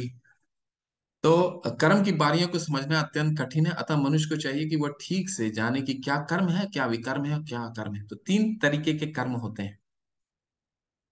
पहला कर्म जो ये कर रहा है, पहला चित्र में देखिए, हमारे कर्तव्यों और कार्यों को करना, वे महान या छोटे हो सकते हैं। तो कोई भी कर्म हम, जो हमारे लिए जो कर्म बना है, जो वेदों में शास्त्रों में वर्णन है, जिस वो छोटा से छोटा हो, बड़ा हो छोटा हो, लेकिन जो हमारे लिए कर्म बना है शास्त्रों के अनुसार, उसे कहते हैं कर्म।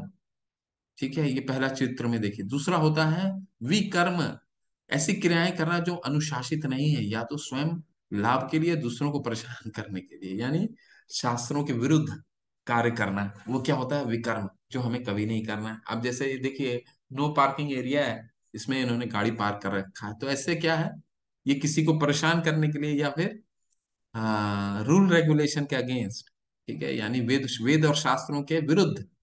और अकर्म क्या है, जो भगवान के लिए किए जाए कार्य, ठीक है, तो जो उसे क्या कहते हैं अकर्म, भक्ति के साथ कर्म करना, ठीक है, भक्ति के साथ कोई भी कर्म कर रहा है अपने, वो उसे अकर्म कहते हैं। सारा कार्य कर रहा है अपना, जो काम कर रहा है वो कर रहा है, लेकिन जो कुछ कमा के लाता है उसे दान देता है, जहाँ भगवान को प्रचार प्रसार में सहायता मिलता है, उस तरह से का कर्म को अकर्म कहते हैं। तो ये उसी के कुछ उदाहरण है, जैसे नारद मुनि है, कर्मणों ही हमने पढ़ लिया इसका। तो नारद मुनि जो थे, ये भक्ति आचार्य थे, तो ये अकर्म, तो इनका क्या कार्य था, भक्ति, भगवान के भक्त को भक्ति स्प्रेड करना, तो ये एक अकर्म में होता है। भगवान के प्रचार प्रसार को करना, ये अकर्म होता है। अब देखिए, जैसे ये अपने कर्म फलों की सारी आसक्ति को त्याग कर सदैव संतुष्ट तथा स्वतंत्र रहकर वह सभी प्रकार के कार्यों में व्यस्त रहकर भी कोई सकाम कर्म नहीं करता। अब जैसे ये समझिए, ये श्रमिक है, ये मंदिर निर्माण में सहायता कर रहा है, या फिर ये प्रभु को देखिए, ये क्या कर रहे हैं, इनको कोई मतलब नहीं है, ये भगवान मंदिर का निर्माण में व्यस्त हैं। इन इनसे कोई फल की आशा नहीं है, सर भगवान की प्रसन्नता के लिए कर रहे हैं कार्य, है ना।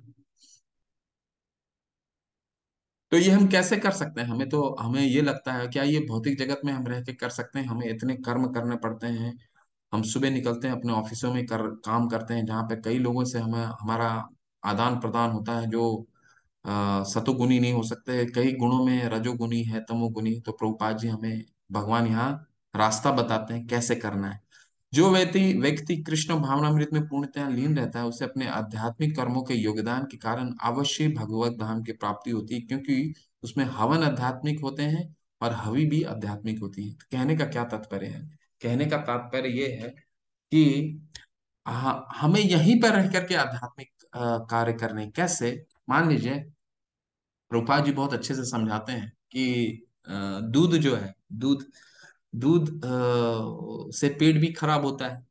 दूध से कभी कभी बहुत लोगों को एलर्जी होती है, पेट खराब हो जाता है, लेकिन वही दूध अगर दही में परिवर्तित हो जाए, तो उससे रोगी को, जिसका स्वास्थ्य खराब हुआ है दूध के कारण, उसको सहायता मिलती है स्वास्थ्य स्वास्थ्य ठीक करने में। तो कहने का तात्पर्य यह है कि हमें इसी जीवन में रह करके आध्यात्मिक कार्य करने, भगवान के कार्यों को जोड़ना है अपने जीवन से, किसी चीज को छोड़ना नहीं, जोड़ना है ना। अब देखिए, ये गृहस्थ हैं, ये इनमें से कुछ विशुद्ध ब्रह्मचारी श्रवण आदि क्रियाओं तथा इंद्रियों को मन की नियंत्रण रूपी अग्नि में सुहा कर देते हैं, तो दूसरे लोग इंद्रिय विषयों को इंद्रियों को अग्नि में सुहा कर देते हैं। तो संयमित मतलब, अब देखिए कई गृहस्थ आप देखेंगे, इस्कॉन में तो ज्यादातर 90% आचार्य भी गृहस्थ रह चुके हैं। तो गृहस्थ अपने जीवन को संयमित करके, जो जहाँ कार्य कर रहा है वो कार्यरत रहे। बस हमें क्या करना है, अपने संयमित करना है जीवन, ठीक है।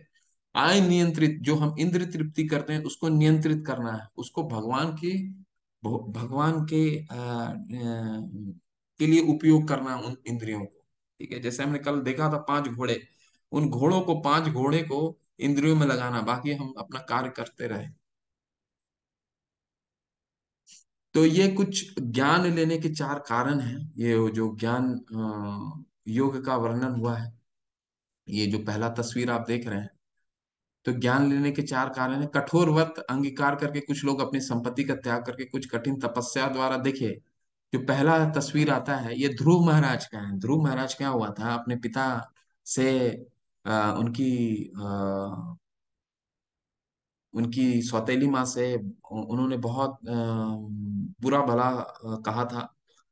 और ये कहा था कि जब अपने पिता के गोद में ध्रुव महाराज बैठे हुए थे, तो सौतेली माँ ने कहा कि तुम इस गोद से नीचे उतर जाओ, तुम्हें यह राज्य कभी नहीं मिलेगा। तो ध्रुव महाराज जो पहला चित्र देख रहे हैं, 5 साल के छोटे बच्चे थे, तो अपने माता के पास दौड़ते दौड़ते गए कि माता मेरे देखियो ना, मेरी जो माँ है, वो सौतेली जो माँ है, मेरी माँ ऐसे ऐसा कह रही है, मुझे मुझे अपने पिता से भी बड़ा राज्य चाहिए, बताओ कहाँ कैसे मिलेगा। तो उनकी जो माता थी वो बोली मुझे तो नहीं मालूम। तो ध्रुव बोलते हैं कि नहीं, तुम्हें बताना पड़ेगा माँ। तो बोले ठीक है, तो मैं तो नहीं कह बता सकती, तुम्हें भगवान ही दिला सकते हैं इनसे बड़ा राज्य। इसका विस्तार से एक जगह हम कथा करेंगे, इनका बहुत विस्तार से, छोटा सा मैं बता देता हूँ आपको। तो ध्रुव महाराज जो हैं वो बोले कहाँ मिलेंगे भगवान। तो बोले, माता ने बोले जंगल में मिलेंगे। तो भगवान की, वो तो 5 वर्ष के बालक थे, जंगल में चले गए और सब जानवर के पीछे भागने लग गए, जितने जंगली जानवर थे भागने लग गए, भागने लगे कि ये तो भगवान नहीं है, ये तो भगवान नहीं है, ये तो भगवान नहीं है। और इससे प्रसन्न होकर के भगवान नारद मुनि को उनके पास भेजे और फिर उन्होंने बताया कि भगवान को कैसे प्राप्त करना है। तो इन्होंने 5 वर्ष की उम्र में तपस्या की थी। तो ये भी एक तरीका है ज्ञान के द्वारा। इनका इनका मुख्य उद्देश्य क्या था कि अपने पिता से भी बड़ा राज्य लेना। कुछ का मुख्य उद्देश्य क्या होता है, जैसे दूसरा है, ये इतना कठोर तपस्या, हिरण्यकशिपु इतनी कठोर तपस्या किया ज्ञान लेने के लिए कि इसके शरीर में दीमक लग गए थे। और तीसरा देखिए, वो वेदों का अनुसरण कर रहे हैं, ठीक है, कुछ वेदों का अनुसरण करते हैं। और चौथा चौथा क्या है, ये चौथा है कि अष्टांग योग के द्वारा करते हैं। तो हे कुरुश्रेष्ठ, जब यज्ञ के बिना मनुष्य इस श्लोक में या इस जीवन में सुख पूर्वक नहीं रह सकता, तो फिर अगले जन्म में कैसे रह सकता है। तो यज्ञ हमें कैसे करना है, यज्ञार्थार्थ कर्मणो अन्यत्र लोको यम कर्म बंधना। तो भगवान विष्णु की प्रसन्नता के लिए यज्ञ करना। बहुत सुंदर श्लोक है। अब हम इस पे आते हैं कि भगवान बता रहे हैं कि अब गुरु जो होते हैं, गुरु कैसे हम पहचाने गुरु को, कौन होते हैं गुरु, किनके द्वारा हम ज्ञान ले सकते हैं। बहुत सुंदर श्लोक है, तद्विद्धि प्रणिपाते न परिप्रश्ने न सेवया उपदेशन्ति ते ज्ञानम ज्ञानना ज्ञानिना तत्वदर्शिना। तो भगवान कह रहे हैं तुम ये, अगर तुम्हें ज्ञान लेना है तो तुम्हें गुरु ढूंढना होगा। गुरु से, और ज्ञान लेने की, गुरु से क्या किस तरह से ज्ञान ले सकते हैं, तुम गुरु के पास जाकर सत्य को जानने का प्रयास करो, उनसे विनीत होकर जिज्ञासा करो, उनकी सेवा करो, स्वरूप शुद्ध व्यक्ति तुम्हें ज्ञान प्रदान कर सकते हैं, क्योंकि उन्होंने सत्य का दर्शन किया है। तो गुरु पहचानने का क्या, कैसे हम गुरु से ले सकते हैं। पहला, परिप्रश्नेन सेवया, उनके पास जाइए, उनकी सेवा कीजिए और उनसे विनीत भाव से प्रश्न कीजिए। प्रश्न बहुत जरूरी है, प्रश्न नहीं करेंगे तो हमें विषय नहीं समझ में आएगा। लेकिन किस भाव से प्रश्न करना है, सेवा भाव से, विनीत भाव से, चैलेंज करके नहीं, चैलेंज करके नहीं, ठीक है। उपदेशन्ति ते ज्ञानम ज्ञान ज्ञानी न तत्वदर्शिना, हमें गुरु को पहचानना आना चाहिए। गुरु कौन होते हैं, ज्ञानी न तत्वदर्शिना, वह जो जिनको तत्व का दर्शन हो चुका है। तत्व मतलब भगवान का तत्व का दर्शन हो चुका है, हमारे बीच में ही रहेंगे वो। ऐसा नहीं कि कुछ आपके सामने मिथ्याचारी आ, का रोल निभा रहे हैं, लेकिन वो, उनको भगवान का तत्व का दर्शन हो रहा है, उनके लिए उनका भगवान का आत्म साक्षात्कार हो गया है। शिला प्रभुपाद, इनको आत्म साक्षात्कार हो गया था भगवान का, गुरु को देख चुके थे। अपनी गुरु की, ये भी अपनी गुरु की आज्ञा पालन करने के लिए 70 वर्ष की उम्र में 40 रुपए लेकर के अमेरिका गए थे, ठीक है। तो भगवान ने इनको सुनी और सारे लोग जुड़े उनसे। और अभी अभी देखिए इस्कॉन का कितने लोगों को हर दिन, हर महीने अ, कितने लोग जुड़ रहे हैं इससे, हर सेंटर्स भी कितने खुल रहे हैं, ठीक है? तो और अगर हम ज्ञान ले लेते हैं गुरु से, तो उस ज्ञान लेने का क्या फायदा है। ज्ञान लेते हैं तो क्या, यदि तुम्हें समस्त पापियों से भी सर्वाधिक पापी समझाता है, तो तुम दिव्य ज्ञान रूपी नाव में स्थित होकर सुख सागर को पार करने में समर्थ होगे। तो हमारा सारा पाप चला जाएगा अगर हमने गुरु से ज्ञान ले लिया। तो ये अगर आप तस्वीर देखें तो तस्वीर में आपको दिखेगा कि एक नाव है, और नाव के ऊपर कुछ लोग भक्त लोग बैठे हैं, और कुछ जो है वो समुद्र में तैर रहे हैं।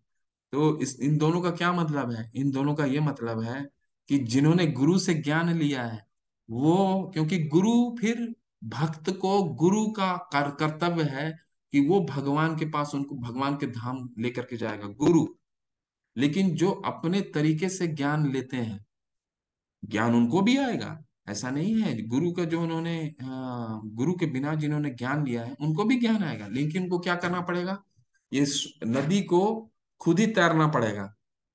बीच में डूब भी सकते हैं, पार भी कर सकते हैं, लेकिन गुरु क्या करेंगे? ले करके चले जाएंगे। छोटा सा स्टोरी बताता हूँ, वैसे टाइम हो गया है। छोटा सा एक कथा है कि अपने से ज्ञान लेना और गुरु के द्वारा ज्ञान लेना में क्या फर्क है। ठीक है। तो एक मंदिर होता है। तो मुझे ये कथा बहुत ही अच्छा लगता है, तो मैं हर जगह सुनाता हूँ इस कथा को। तो एक गुरु, दो चीजें होती हैं। एक होता है भाव समझना, रूल ऑफ द लॉ। एक होता है उसके भाव को समझना। रूल को तो समझना मतलब, हम तो हो सकता है हम में से कई लोग जो हम आज गीता का अध्ययन कर रहे हैं बहुत गुणी हो, बहुत ज्ञानी हो, और पूरे संस्कृत के विद्वान हो सकता है। लेकिन अब जैसे एक उदाहरण देता हूँ, उससे समझने का प्रयास कीजिए। एक मंदिर होता है। मंदिर में क्या होता है कि वो मंदिर का जो मैनेजमेंट होता है, प्रबंधन होता है, वो बहुत परेशान रहता है। क्या परेशानी रहती है उनको? कि मंदिर का बाहर में उन्होंने, जहाँ पे सीढ़ी होती है, उन्होंने एक बोर्ड लगा रखा है कि चप्पल कृपया जूता स्टैंड में, अपने स्टैंड में चप्पल और जूते के स्टैंड में ही रखें। लेकिन कोई मानता नहीं है। हम देखते ही मंदिरों में होता ही है, सारे चप्पल जूते जो है क्योस हो जाता है, पूरा जूता चप्पल जो है हर जगह मंदिर के बाहर रखा रहता है। और कई लोगों की चप्पल जूते जो हैं वो चोरी हो जाती हैं। तो बड़ा प्रशासन परेशान रहता है, कई बोर्ड लगाने का प्रयास करता है, कई प्रयास के बाद भी सफल नहीं हो पाता। तो वो क्या करते हैं, दो सिक्योरिटी गार्ड को लेके आते हैं, बोलते हैं कि तुम्हारा ये कर्तव्य है, कि तुम्हारा ये काम ही है, रूल ऑफ द लॉ है। रूल ऑफ द लॉ क्या है? जो भी यहाँ आएगा उसको बोलो तुम चप्पल यहाँ नहीं, चप्पल को चप्पल स्टैंड में छोड़ के आओ। तो वो समझ जाते हैं, सिक्योरिटी गार्ड जाते हैं, और जो भी आता है उसको बोलते हैं चप्पल यहाँ नहीं खोलना, चप्पल को चप्पल स्टैंड में खोल के आना। तो जा करके, और बहुत ही कुछ ही दिनों में मंदिर का जो प्रबंध ये होता है, बहुत ही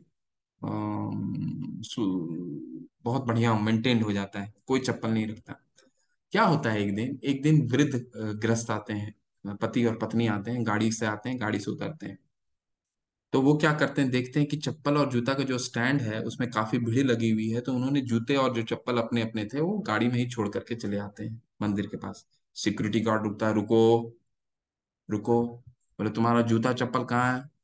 बोला मैंने जूता चप्पल तो अपने गाड़ी में रख दिया, क्योंकि मैंने देखा चप्पल स्टैंड में बहुत ही भीड़ है। बोला नहीं, मंदिर का ये मेरा रूल है कि चप्पल को चप्पल स्टैंड में ही रखना पड़ेगा। तो बोला अरे, इसमें चप्पल को चप्पल क्या स्टैंड में क्यों रखना, मैं तो अपनी गाड़ी में रख दिया हूँ। तो आपको इसमें दिक्कत क्या है? बोला नहीं, हमारे मैनेजमेंट ये ने यही बोला है, चप्पल को चप्पल स्टैंड में रखना पड़ेगा, नहीं तो आपको मंदिर में जाने नहीं दिया जाएगा। तो हार करके बेचारे जो वृद्ध जो होते हैं, ग्रस्त दोनों पति पत्नी, वो अपने गाड़ी से जूता चप्पल लेके आते हैं और चप्पल को चप्पल स्टैंड में रखते हैं। कहने का क्या तात्पर्य है कि आ, हम कितना, वो सिक्योरिटी गार्ड को रूल ऑफ लॉ तो मालूम था, भाव नहीं मालूम था। तो हम अपने से ज्ञान तो ले सकते हैं, हम विद्वान हो सकते हैं, हम संस्कृत पढ़ सकते हैं, संस्कृत जान भी जाएंगे, हिंदी समझ भी जाएंगे, लेकिन भगवान उस तात्पर्य के द्वारा क्या बताना चाह रहे हैं वो हमें उसका भाव गुरु ही बता सकते हैं। जैसे प्रज्वलित अग्नि ईंधन को, बस दो स्लाइडें और हैं उसके बाद खत्म करते हैं। इस प्रज्वलित अग्नि ईंधन को भस्म कर देती, उसी तरह हे अर्जुन, ज्ञान रूपी अग्नि भौतिक कर्मों को, समस्त फलों को जला डालती। तो हम जब ज्ञान गुरु से ले लेते हैं तो हमारा सारा पाप और पुण्य जो है वो सारा समापन हो जाता है ना। जो श्रद्धालु दिव्य ज्ञान में समर्पित है और जिसने इंद्रियों को वश में कर लिया है, वह इस ज्ञान को प्राप्त करने का अधिकारी है। अब एलिजिबिलिटी बता रहे हैं कि ज्ञान कौन प्राप्त कर सकता है। ऐसे ही कोई ज्ञान नहीं प्राप्त कर सकता। ज्ञान हमको मिल भी जाएगा तो हम उसको समझ नहीं पाएंगे। तो कौन कर सकता है? वह इस ज्ञान को प्राप्त करने का अधिकारी है, और इसे प्राप्त करते ही वह तुरंत आध्यात्मिक शांति को प्राप्त करता है। जो व्यक्ति अपने कर्म फल को परित्याग करते हुए भक्ति करता है, और जिसके संशय दिव्य ज्ञान द्वारा विनिष्ट हो चुके होते हैं, वही वास्तव में परायण है। हे धनंजय, वह कर्मों के बंधन से नहीं बंधता। तो क्या एलिजिबिलिटी है ज्ञान लेने का? व्यवसाय आत्मिका बुद्धि एके ह कुरु नंदना बहुशाखा हिनंता बुद्धि यो व्यवसाय नाम। वो जो भौतिक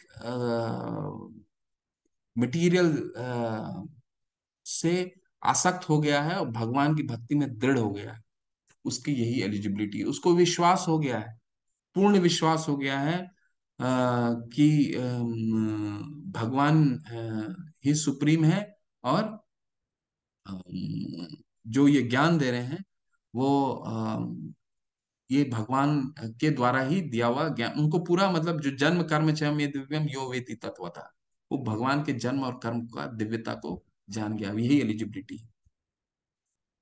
अतएव तुम्हारे हृदय में अज्ञान के कारण जो संशय, बहुत महत्वपूर्ण श्लोक है ये, थोड़ा समझ लीजिएगा। यही ये पृष्ठभूमि रखेगा कल के अध्याय का।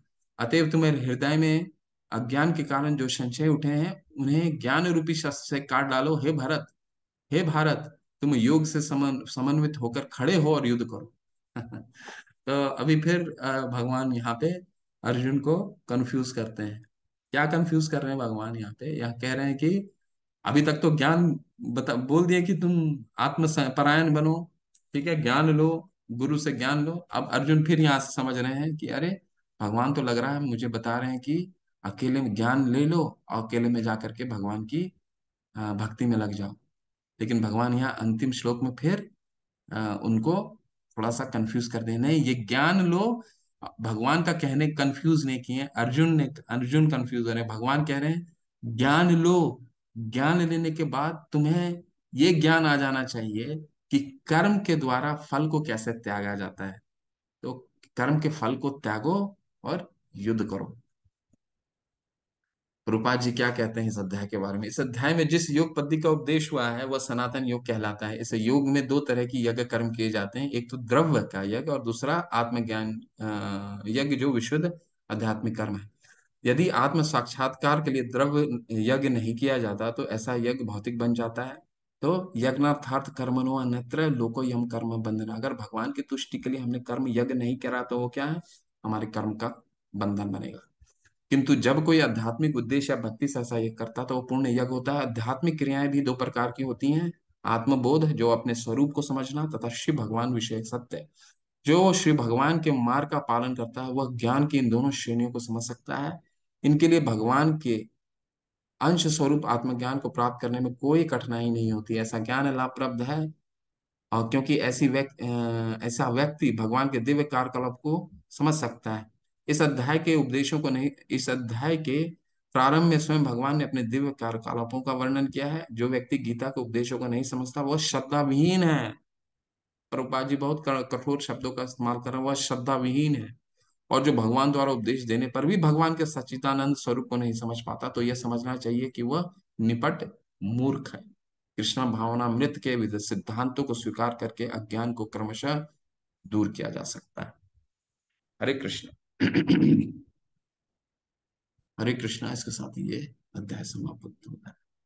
कल हम दोबारा, अर्जुन का संशय मन में आता है कि भगवान तो मेरे को बताया अभी, पूरे ज्ञान लेने के लिए ज्ञान दे दिया उन्होंने। अब फिर अंत में बोल रहे हैं तुम जाओ युद्ध करो। तो अर्जुन दोबारा कल पूछेंगे कि क्या करूं भगवान, युद्ध करूं या संन्यास लूं? हरे कृष्ण।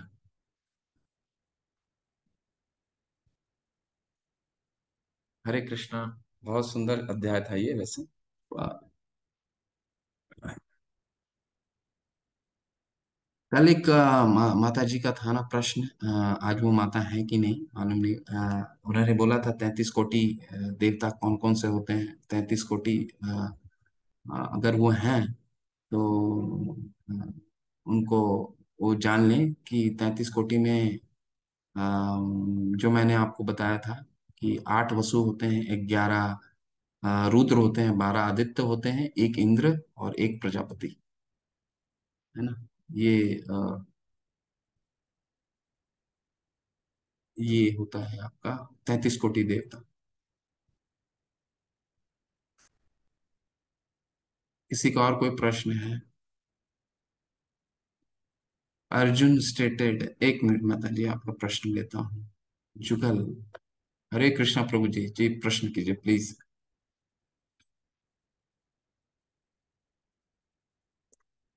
हरे कृष्णा जुगल प्रभु जी। हेलो।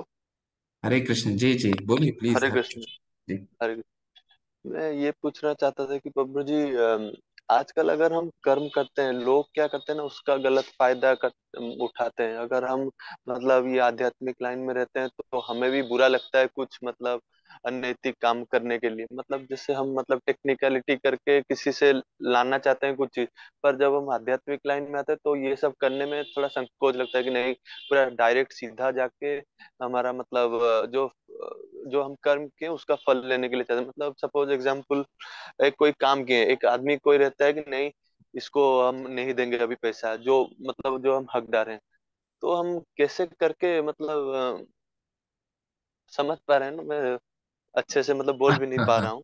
नहीं नहीं, मैं समझ गया कि हम जी। काम निकलवाने के लिए कभी कभी अनैतिक चीजों का सहारा लेना पड़ता है, किसी को पैसा देना पड़ता है, किसी को कुछ देना पड़ता है, ये बोलना चाहते हैं ना आप? हाँ। कि नहीं मैं, हाँ हाँ, लोग ऐसे करते हैं तो अनैतिक हम कार्य कैसे करना बचें पड़ता है। उससे। देखिए, हमारा जो पुरुषार्थ, पूर्व हमारा पुरुषार्थ है, 4 चीजों, 4 डंडे पे खड़ा है। धर्म अर्थ काम मोक्ष। कोशिश कीजिए कि हमारा जो अर्थ है, जो कमाने का तरीका है, धर्म अर्थ काम मोक्ष। जो हमारा अर्थ है, जो हमारा जो काम करने का, जो जिससे हम काम करते हैं, वो बिल्कुल प्योर होना चाहिए, पहला एकदम कॉन्सेप्ट।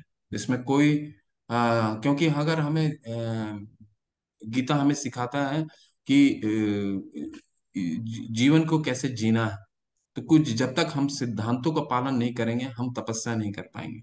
आप कोई भी चीज ले लीजिए, अगर हमें कोई जीवन में कुछ भी चीज प्राप्त करना है, उसके लिए तपस्या करना पड़ता है और कुछ सिद्धांतों का पालन करना पड़ता है, सिद्धांत को पालन करना पड़ता है, पहला नंबर वन। दूसरा, अगर आप ये कहना, हमको ऐसा लगता है कि कई जगह कार्य नहीं हो सकता है, तो उसके लिए भी विकल्प है। प्रभुपाद जी हमें समझाते हैं कि जैसे व्यापारी होता है, कई व्यापारी होते हैं, वो भक्त है, लेकिन क्या है, कभी कभी व्यापारी में व्यापार करने के लिए उसे झूठ का सहारा लेना पड़ता है। कभी कभी बोलता है ना कि मेरा ये सामान बहुत अच्छा है, मेरा कभी कभी ग्राहक से बोलता है ये सामान में तो मैं कुछ ज्यादा प्रॉफिट भी नहीं कर रहा हूँ, है ना। लेकिन ऐसा तो नहीं हो सकता, कोई व्यापारी कभी प्रॉफिट नहीं करता। तो इस तरह का झूठ कभी कभी एक्सेप्टेबल है, प्रोवाइडेड प्रोवाइडेड हमारा जो उद्देश्य है वो भगवान की प्रसन्नता के लिए। हम ऐसा नहीं है कि उसको प्रॉफिट कमा करके स्वयं के लिए उसको यूज कर रहे हैं। परंतु मुख वो वही करना है जहां पे हमारे से कुछ हो नहीं, कुछ काम हो नहीं पा रहा है। लेकिन इस हमारा सिद्धांत को पालन करके ही चलना है प्रभु जी। हो सकता है मैं आपको समझाने में समर्थ हुआ हूं या ना हुआ हूं, बट कहने का हाँ तात्पर्य यह है कि जहां कोशिश कीजिए कि हम सिद्धांतों पे चलें, क्योंकि सिद्धांत पे चलेंगे, क्योंकि हमारा ये 4 पुरुषार्थ है और चला जा सकता है प्रभु जी, ऐसा नहीं है, चला जा सकता है। हाँ, कहीं कहीं जगह बहुत मुश्किल होता है। तो आप जो दूसरा तरीका प्रभुपाद जी ने खुद स्वयं इस ग्रंथ में आप पढ़ेंगे तो अच्छे से अध्ययन कीजिए, तो उस तात्पर्य में लिखा है उन्होंने कि कभी कभी झूठ का सहारा लेना पड़ता है, लेकिन वो अगर झूठ भगवान की प्रसन्नता के लिए है तो वो झूठ एक्सेप्टेबल है।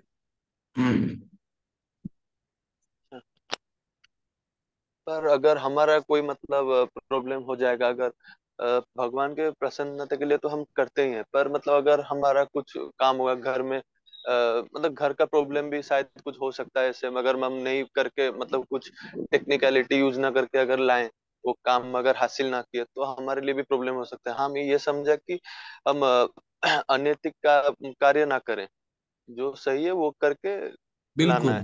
बिल्कुल। बिल्कुल तपस्या करना है और सिद्धांत पे चलना है।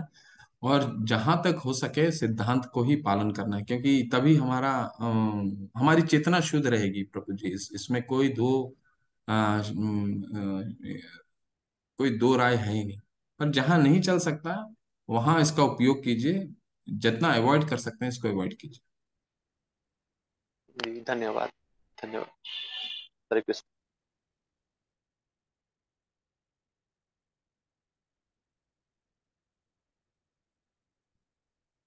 श्याम दाम दंड भेद नहीं माता जी। विनी, नो नो नो, श्याम दाम दंड भेद नहीं है। हमें सिर्फ शाम दिन रहना है। दंड भेद, क्योंकि हमें समाज में रहना है तो कभी कभी इस तरह का झूठ बोलना है, लेकिन उसको भी उसका एक लिमिटेशन है। वो भी जो हम शास्त्र में लिखा है, शास्त्रों का ही पालन करना है। विनी माता जी और कह रही हैं, Arjun stated compassion as a reason to decline fighting, what was Krishna's reply? Compassion, compassion यानी दया। तो दया के बारे में तो भगवान ने बताया था ना कि देहिनोऽस्मिन् यथा देहे कौमारो, तुम किसके लिए दया कर रहे हो? ये तो आत्मा, ये तो आत्मा है, शरीर तो है ही नहीं। तो तुम आत्मा के लिए क्यों रो रहे हो? आत्मा तो मरने वाला ही नहीं है, ये तो शाश्वत है। तो तुम जिसके लिए रो रहे हो वो तो शरीर है, और शरीर तो हर वक्त बदल रहा है। बच्चा से बूढ़ा, देहिनोऽस्मिन् यथा देहे कौमारम यौवनम जरा तथा देहांतर प्राप्तिर् धीरस्तस्त्र न मुह्यति। बच्चे से जवान, जवान से बूढ़ा, और बूढ़े के बाद अगला शरीर। तुम तो रोक नहीं पाओगे। बच्चे से जब जवान भी हो गया तब भी तो शरीर बदल दिया, तो अब क्या होगा? अब वृद्धा जब हो गया दूसरा शरीर धारण कर लेगा। तो तुम किसके लिए तुम इतना दया का भाव दिखा रहे हो? और इनको तो जब नया शरीर मिलेगा तो और जोशीला एनर्जेटिक शरीर मिलेगा। वासांसी जीर्णानि यथा विहाय, यानी जो कपड़ा है, नया कपड़े जब वृद्ध हो जाता है तो शरीर हमारा जर्जर हो जाता है ना। उसी तरह जिस तरह कपड़ा पुराने होने पर फट जाते हैं, तो क्या कहते हैं भगवान? नवानी गृहणाति नरोपरानी, फिर हम नए कपड़े पहन लेते हैं। उसी तरह आत्मा नया शरीर धारण कर लेता है विथ न्यू एनर्जी, नया एनर्जी के साथ। तो तुम्हें किस चीज की तुम कंपैशन क्यों हो रहे हो? देखो ये तो नया शरीर इनको मिलेगा, और नया शरीर में हो सकता है स्वर्ग की प्राप्ति भी हो इनको। तो तुम्हें तो चिंता करने की आवश्यकता ही नहीं है। तुम जिसके लिए चिंतित कर रहे हो, ये तो मरने ही वाले नहीं है, ये तो शाश्वत है। शरीर के लिए तो और शरीर तो शाश्वत, शाश्वत ही नहीं, मतलब अशाश्वत है। उसका तो छिन्न होने वाला है। तो उन्होंने इस तरह से इसको रिवर्ट किया, रिप्लाई किया। सो व्हाट विल बी, एक मिनट एक मिनट, विनी माता जी का प्रश्न लेते हैं। विनय माता जी का एक और है, इनका प्रश्न का हल देते हैं, इसके बाद दूसरे। So what will be the कर्म योग, अष्टांग योग, सकाम कर्म योग? और अष्टांग योग तो छठे अध्याय के बाद आपको बताएंगे। कर्म योग क्या है? भगवान के लिए कर्म करना, फलों का त्याग करके। यानी अर्जुन, जो अपना जो अपने हृदय की तुष्टि अपने, क्योंकि इंद्र तुष्टि था ना, इंद्र तुष्टि क्या था? कि हम लड़ाई ना करें, कि मेरे लोग युद्ध में मर जाए। तो लेकिन भगवान क्या कर रहे हैं? मेरी प्रसन्नता के लिए तुम युद्ध करो। ये होगा कर्म योग, भगवान की प्रसन्नता के लिए कर्म करना। ठीक। अष्टांग योग क्या है? अष्टांग योग हम छठे अध्याय में उसका अध्ययन करेंगे। वो अष्ट यानी सिक्स, एट, आठ प्रोसेस, वो योग जो आठ प्रोसेस से भगवान को जोड़ता है। सकाम, सकाम कर्म योग, सकाम कर्म योग नहीं होता है माता जी, सकाम कर्म होता है। सकाम कर्म जो कर्म कांड, देवी देवताओं की पूजा करना। भगवान, दुख संपत्ति घर, वो होता है ना, दुख संपत्ति घर आवे, दुख मिटे तन का, ओम जय जगदीश हरे, हम कहते हैं ना। तो हम अपनी तुष्टि यानी सकाम कर्मी काम करते हैं, यानी अपनी तुष्टि। भगवान तो हमारे हृदय में बैठे हुए हैं। सर्वस्व चाहम हृदय सन्निविष्टो मत्त स्मृति ज्ञानम अपोहनम च। तो भगवान हमारे हृदय में विराजमान है, हर समय विराजमान है। ठीक है। ये तो हमारे एक एक चीज को सीसीटीवी कैमरा की तरह देख रहे हैं, तो हमें कुछ मांगने की आवश्यकता नहीं है। हमसे ज्यादा हम, भगवान हमारे तो हर सभी के हृदय में है, तो हमें मांगने की आवश्यकता नहीं है। तो ये सकाम कर्म है। और ज्ञान योग तो हमने आज अध्ययन किया। ज्ञान यानी भगवान के बारे में जानना, भगवान के बारे में जान करके भगवान के लिए कर्म करना। ठीक है? और इनका आशीष प्रभु जी, हरे कृष्ण। अनम्यूट कीजिए प्रभु जी। जय श्री कृष्णा प्रभु जी। जय श्री कृष्ण, हरे कृष्ण जी, बोलिए प्लीज। प्रभु जी, मेरा प्रश्न थोड़ा सा हटके है। मैं ये पूछना चाह रहा हूँ कि इंसान के मन में, जैसे मेरा लगा लो या किसी भी, अशांति क्यों रहती? कुछ ना कुछ चलता रहता है हमेशा, मतलब एक स्थिरता नहीं रहती। हर समय कुछ ना कुछ चलना माइंड में। रात को भी 2:30 बजे आंख खुल गई तब भी कुछ चल रहा है। क्योंकि हम भगवान से विलग है ना, इसीलिए भगवान के माला कीजिए, सुबह उठिए और भगवान का हरे कृष्ण महामंत्र कीजिए, अच्छे से कीजिए। क्योंकि हम जो चिंतन हमारे मन में आ रहा है दूसरे चीजों को लेकर के, भौतिक, क्योंकि जो सुबह से शाम हम जो चीज करते हैं वही मन मन में घूमता रहेगा बार बार। अब इस चीज को रिप्लेस कैसे कर सकते हैं? और पॉजिटिव थॉट से कर सकते हैं। ठीक है, विपरीत चीजों को कैसे आप हटा सकते हैं? पॉजिटिव चीजों से हटा सकते हैं। पॉजिटिव चीज क्या है? पॉजिटिव चीज है हरे कृष्ण महामंत्र। महामंत्र करने से क्या होता है, हमारा जो ये इतना शक्तिशाली मंत्र है कि अपना हमारा जो मल है, हमारा जो दिमाग में हमेशा चिंतन रहता है, ये धीरे धीरे ये चिंतन को दूर कर देता है। ये बहुत बड़ी औषधि है प्रभु जी। तो हमारा आध्यात्मिक जीवन का शुरुआत का सबसे पहला पड़ाव हरे कृष्ण महामंत्र से शुरू होता है। और इसको आप रोजाना शुरू कीजिए। आप सबसे रिक्वेस्ट है, जो लोग कर रहे हैं हरि बोल, जो लोग नहीं करना स्टार्ट कर रहे हैं, कल हमने सिखाया था, कल फिर दोबारा हम सिखाएंगे। मैं सिखाने का प्रयास करता हूँ, कल फिर आएगा, तो कल या परसों आएगा तो उससे मैं फिर सिखाता हूँ। तो आप लोग से रिक्वेस्ट है, ये सबसे पहला पड़ाव यहीं से शुरू होता है। जब तक हमें भगवान में रुचि नहीं आएगा, जहाँ भगवान है वहां प्रकाश है, और जहां भगवान नहीं है वहां तो अंधकार है। तो जब तक अंधकार रहेगा हमारे को इस तरह की परेशानियां होती रहेंगी। तो अच्छा, इसको एक अंधकार को हटाना है और प्रकाश लेके आना है। एक प्रश्न और है प्रभु जी मेरा, कि जब इंसान या कोई भी मर जाता है तो उसकी आत्मा दूसरा शरीर या कुछ भी जिसमें भी हो जाती है, कितने समय, कितना टाइम लगता है? क्या 13 दिन लगते हैं? कि 13 दिन जो हम बैठते हैं या जो भी? प्रभु जी, ये उनके कर्मों पे होता है, बट 1 साल लगता है। ठीक है, 47 उसका बहुत जर्नी है, गरुड़ पुराण में बहुत व्याख्या है। मेरा थोड़ा सा अध्ययन है, पूर्ण तो अध्ययन नहीं है, लेकिन कुछ तो आपको बता सकता हूँ अभी, बहुत लेकिन कम समय है। हाँ, 13 दिन, 1 घंटा का, 1 घंटे में कुछ होता है, 13 दिन का उसका स्थिर। लेकिन पूर्ण जो होता है वो 1 वर्ष लगता है उसको दूसरा शरीर प्राप्त करने के लिए या फिर पितृलोक जाने के लिए। ठीक है, 47वां दिन, जो 47 दिन होते हैं वो बहुत ही महत्वपूर्ण। 13 दिन में हमें पितृ जो पिंडदान देना होता है। ये पिंडदान बहुत आवश्यक है, ताकि उन्होंने जो पाप किया है, क्योंकि शरीर जो होता है वो सूक्ष्म हो जाता है ना, उनको शरीर जो है वो सबसे पीड़ित अवस्था होती है। पीड़ित अवस्था ऐसे होती है कि वो सूक्ष्म शरीर बहुत पीड़ित होता है, बहुत पीड़ा पीड़ा होती है, क्योंकि उनको कोई देख नहीं पाता, वो उनको, और वो कोई चीज को छू नहीं पाते, कोई चीज को पकड़ नहीं पाते। ठीक है, तो वो पीड़ादायक शरीर होता है। तो हम पिंड दान देते हैं ताकि उनको जो सूक्ष्म शरीर है वो स्थूल का रूप दे सकें हम। वो पिंड दान क्या होता है, भगवान को अर्पित करते हुए भोग देते हैं। तो उन्होंने जो पाप करा है, या पूर्ण पूर्व जन्म के जो पाप हैं, वो धीरे धीरे इन पिंड दान से मिटते हैं। तो इसकी जर्नी बहुत लंबा है। जैसा जैसा पाप करते हैं, बहुत लोगों का यात्रा है, बहुत यातनाएं, यातना शरीर मिलता है, बहुत तरीके का है। तो अभी इसको तो वो चर्चा करना आत्मा है। कहाँ घूमती रहती है प्रभु जी? उसे अगला जो शरीर मिलता है, पहले तो सूक्ष्म होता है, फिर अगला शरीर उसको यमराज जो है यातना शरीर देते हैं। यातना शरीर बोला जाता है उसको। उस शरीर में सिर्फ एक ही चीज होता है, यातनाएं दी जाती है, और कुछ नहीं। जो जितना जिसका पाप का होगा उसकी यातनाएं उतनी ज्यादा होंगी। तो वो अभी चर्चा करके फायदा नहीं है प्रभु जी। तो क्योंकि वो करेंगे तो बहुत लोग उसका उसका भयभीत भी हो जाते हैं, तो ऐसा चर्चा अभी ठीक नहीं करना।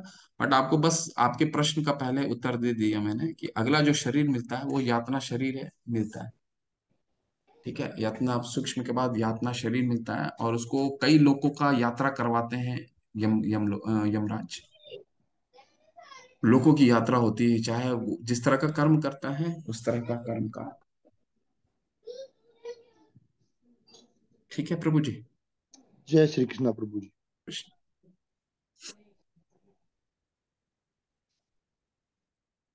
कशिश जी, कशिश माता जी अनम्यूट कीजिए।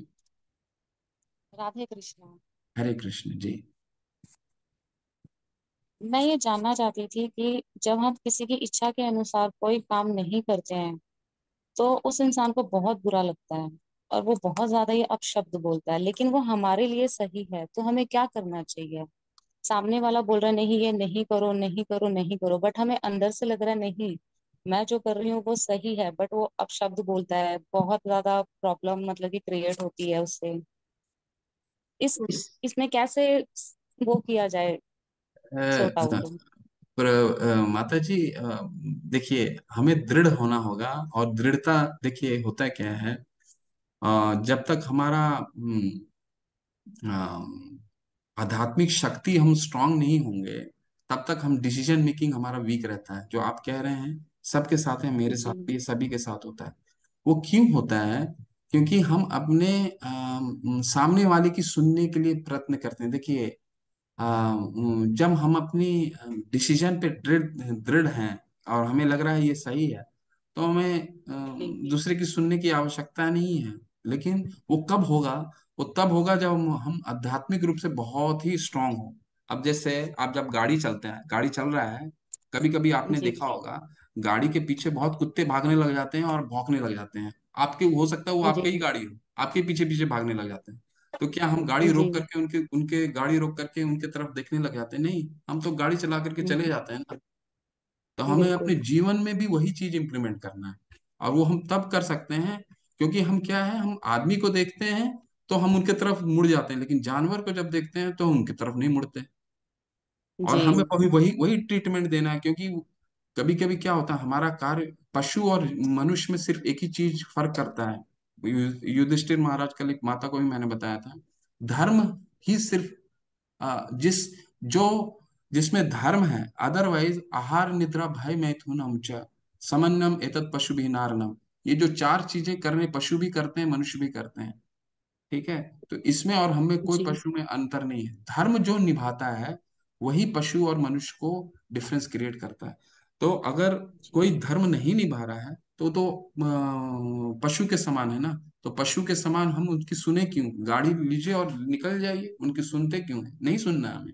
हमें अपनी गाड़ी लेकिन वो चलाना कैसे अपने ही होते हैं, रिश्ते बिगड़ जाते हैं फिर। अपने तो ही ऐसे करें तो कहाँ जाएं? थोड़ा सा माता जी डिप्लोमेटिकली इस चीज को हैंडल करना होगा। अपने बड़ों को ये भी नहीं करना है, हमें कष्ट भी नहीं, लेकिन अपना पॉइंट ऑफ व्यू उनको स्ट्रांगली बताइए।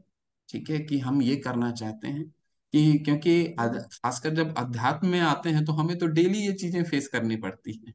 कि बिल्कुल। आप ये क्यों कर रहे हैं, ये क्यों कर रहे हैं, ये क्यों कर रहे हैं, ये तो बुढ़ापे का काम है। तो बिल्कुल 60 होता साल है में ये। 60 साल में के बाद ये तो चीजें 60 साल के बाद ही है। 60 साल के बाद आप डंडा पीटो हरे कृष्णा करो, अभी करने का क्या मतलब है ना? और तो साठ होता साल क्या तक जिए ही ना तो क्या करें फिर? तो होता क्या है माता जी, एक छोटी सी कथा है, तो मैं बताता हूँ आपको। एक बार क्या, दो मित्र जी जी होते हैं, जी अकाउंटेंट रहते हैं दोनों। उसमें से एक मित्र होता है, वो बहुत अच्छा भक्त होता है, और बहुत अपने, जब भक्ति होती है भगवान में, आपकी दृढ़ता बढ़ती है तो आत्मिक आपकी आध्यात्मिक शक्ति बहुत दृढ़ हो जाता है। फिर आपकी डिसीजन मेकिंग बहुत स्ट्रांग हो जाती है। तो वो जो उनका मित्र होता है वो भक्त होता है, और जो दूसरा मित्र होता है वो एस्पायरिंग भक्त होता है।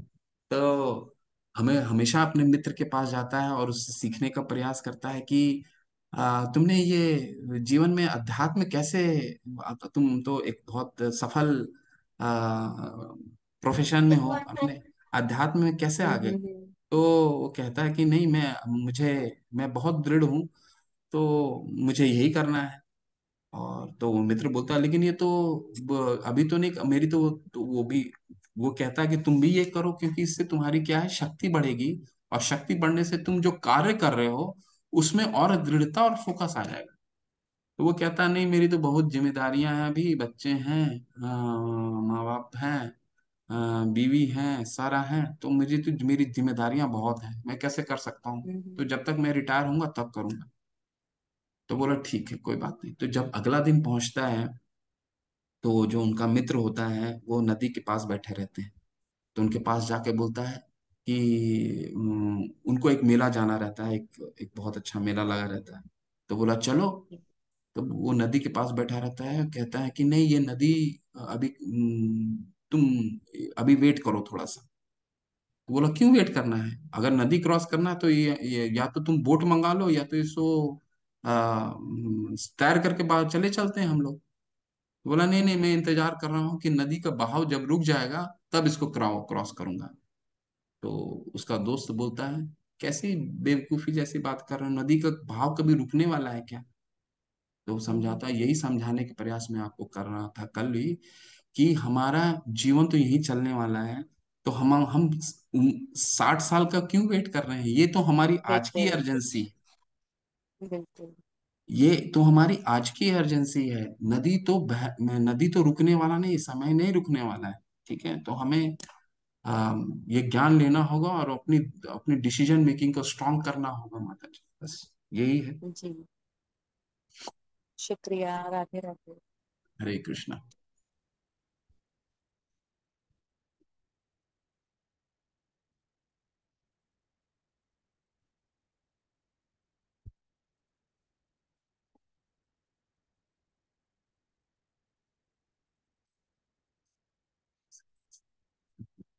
भास्कर प्रभु जी कह रहे हैं कि गुरु जी, हम लोग जन्म मृत्यु के साइकिल से कैसे मोक्ष पा सकते हैं। तभी 18 दिन का गीता का अध्ययन कीजिए प्रभु जी।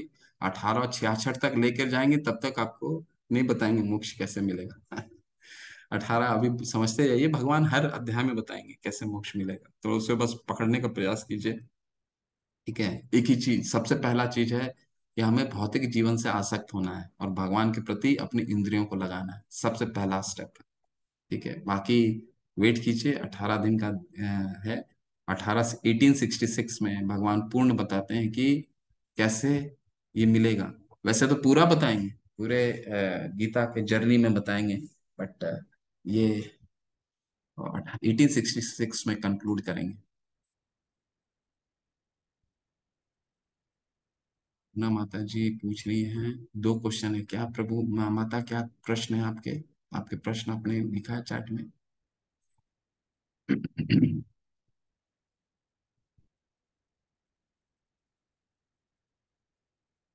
माता जी अनम्यूट किए हैं क्या।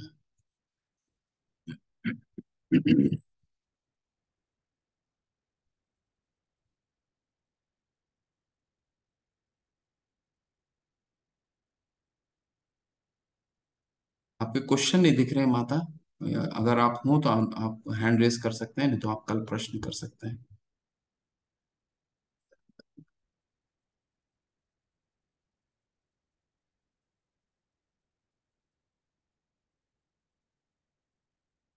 साक्षी मेहरा माता जी, how to order ISKCON Gita जी। बिल्कुल, आप इस्कॉन बेंगलोर के वेबसाइट में जाइए माता जी। इस्कॉन बेंगलुरु .com में जाइए। वहाँ सारा बुक का दिया हुआ है, किस तरह आप ऑर्डर कर सकते हैं। ठीक है, तो आप इमिडिएटली ऑनलाइन ऑर्डर प्लेस कर सकते हैं, और नहीं तो मैं इस लिंक में इस ग्रुप में डलवा दूंगा, प्रभु जी को बोल के आप लिंक भी देख सकते हैं। बहुत ही आसान है इसे ऑर्डर करना।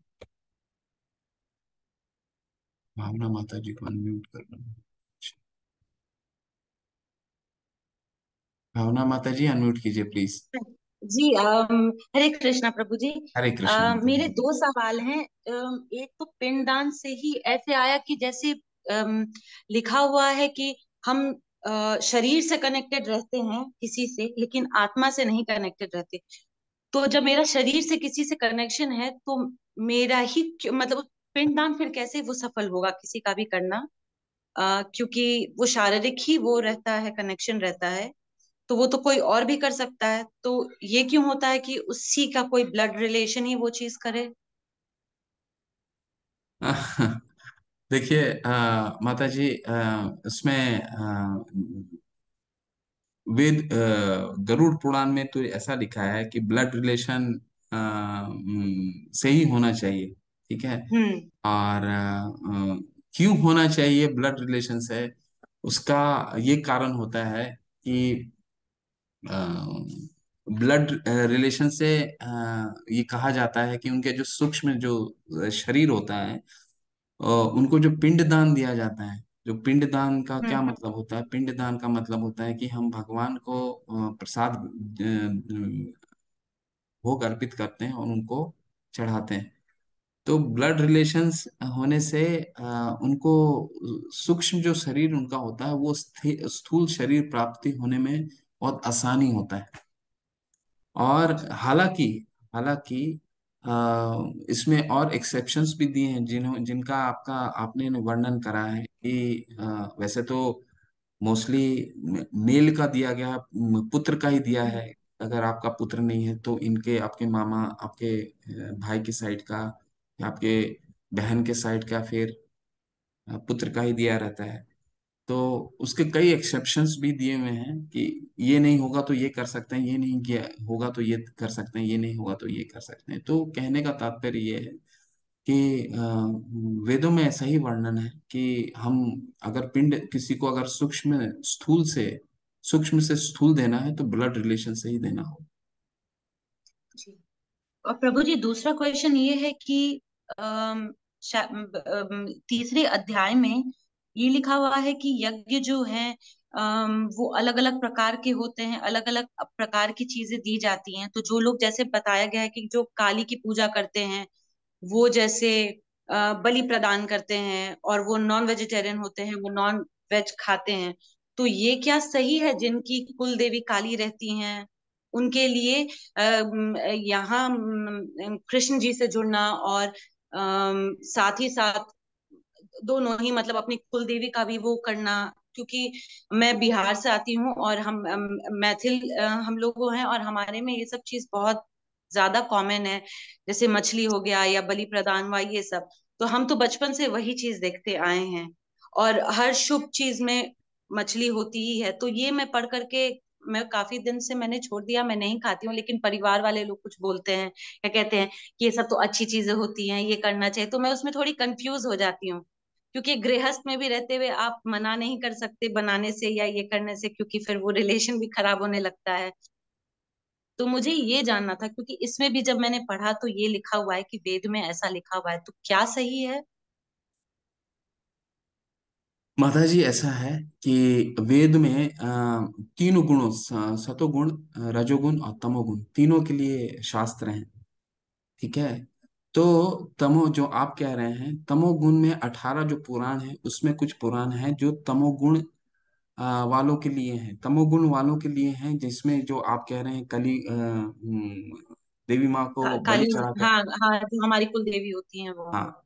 तो उसमें शास्त्रों में वर्णन है, शास्त्रों में वर्णन है। लेकिन उसका वर्णन देखिए, लोग क्या कहते हैं, शास्त्रों का अनुमोदन करके जिह्वा जिह्वा तुष्टि के लिए उसको यूज करते हैं। बट हम्म। शास्त्रों में अनुमोदन ये है कि तमोगुणी जो व्यक्ति है वो अगर मांसाहार करना चाहता है तो मांसाहार करने के भी एक नियम है। ऐसा नहीं कि हम्म। मांसाहार आप जीव जीव की तुष्टि के लिए मांसाहार का कहीं भी वेदों में वर्णन नहीं है। हाँ, मांसाहार का वर्णन है। वर्णन यूं है कि तमोगुण जो है, तमोगुणी जो लोग हैं, उसको किस तरह सदोगुणी में लाया जा सकता है। तो उसमें भी शास्त्र का अनुमोदन है कि हम काली माँ को अगर वो मुझे बहुत ही अगर हम बलि चढ़ाते हैं उसका, तो उस बलि का बहुत अनुमोदन है हम्म। कि किस तरह बलि चढ़ाया जाए। और इस बलि चढ़ाने के बाद आप प्रसाद का किस तरह ग्रहण कर सकते हैं। लेकिन हम क्या है, हम इसको क्या समझ लिए हैं, आज आप जहां भी बलि चढ़ाई जाती है, जिन मंदिरों में बलि बलि चढ़ाई जाती है, लोग शास्त्रों का अनुमोदन नहीं करके पिकनिक ज्यादा मनाते हैं। ठीक है, हम्म। पिकनिक के हिसाब से अपनी जीवा की तुष्टि के आप जहां से आप जहां भी देख लीजिए, जिन मंदिरों में देख लीजिए ये चढ़ाया जाता हो, वो वेदों का, शास्त्रों का कहीं भी अनुमोदन नहीं किया जाता। लेकिन शास्त्रों में पशु हत्या निषेध है माता जी, इसमें कोई दो राय नहीं है। और पशु की हत्या जीवा की तुष्टि के लिए तो बिल्कुल नहीं है। जी। लेकिन वो क्यों है, एक शास्त्र के अनुसार है। और उसको बलि दे करके उसको किस तरह प्रसाद में ग्रहण करना है, वो अनुमोदन है। उससे क्या होता है, तमोगुणी जो व्यक्ति है, वो तमोगुणी से रजोगुणी आता है, रजोगुणी से सतोगुणी आता है, तो उसका अनुमोदन जी। है। नहीं है कि नहीं है अनुमोदन शास्त्रों में। जी। धन्यवाद प्रभु जी, हरि बोल। हरि बोल माता।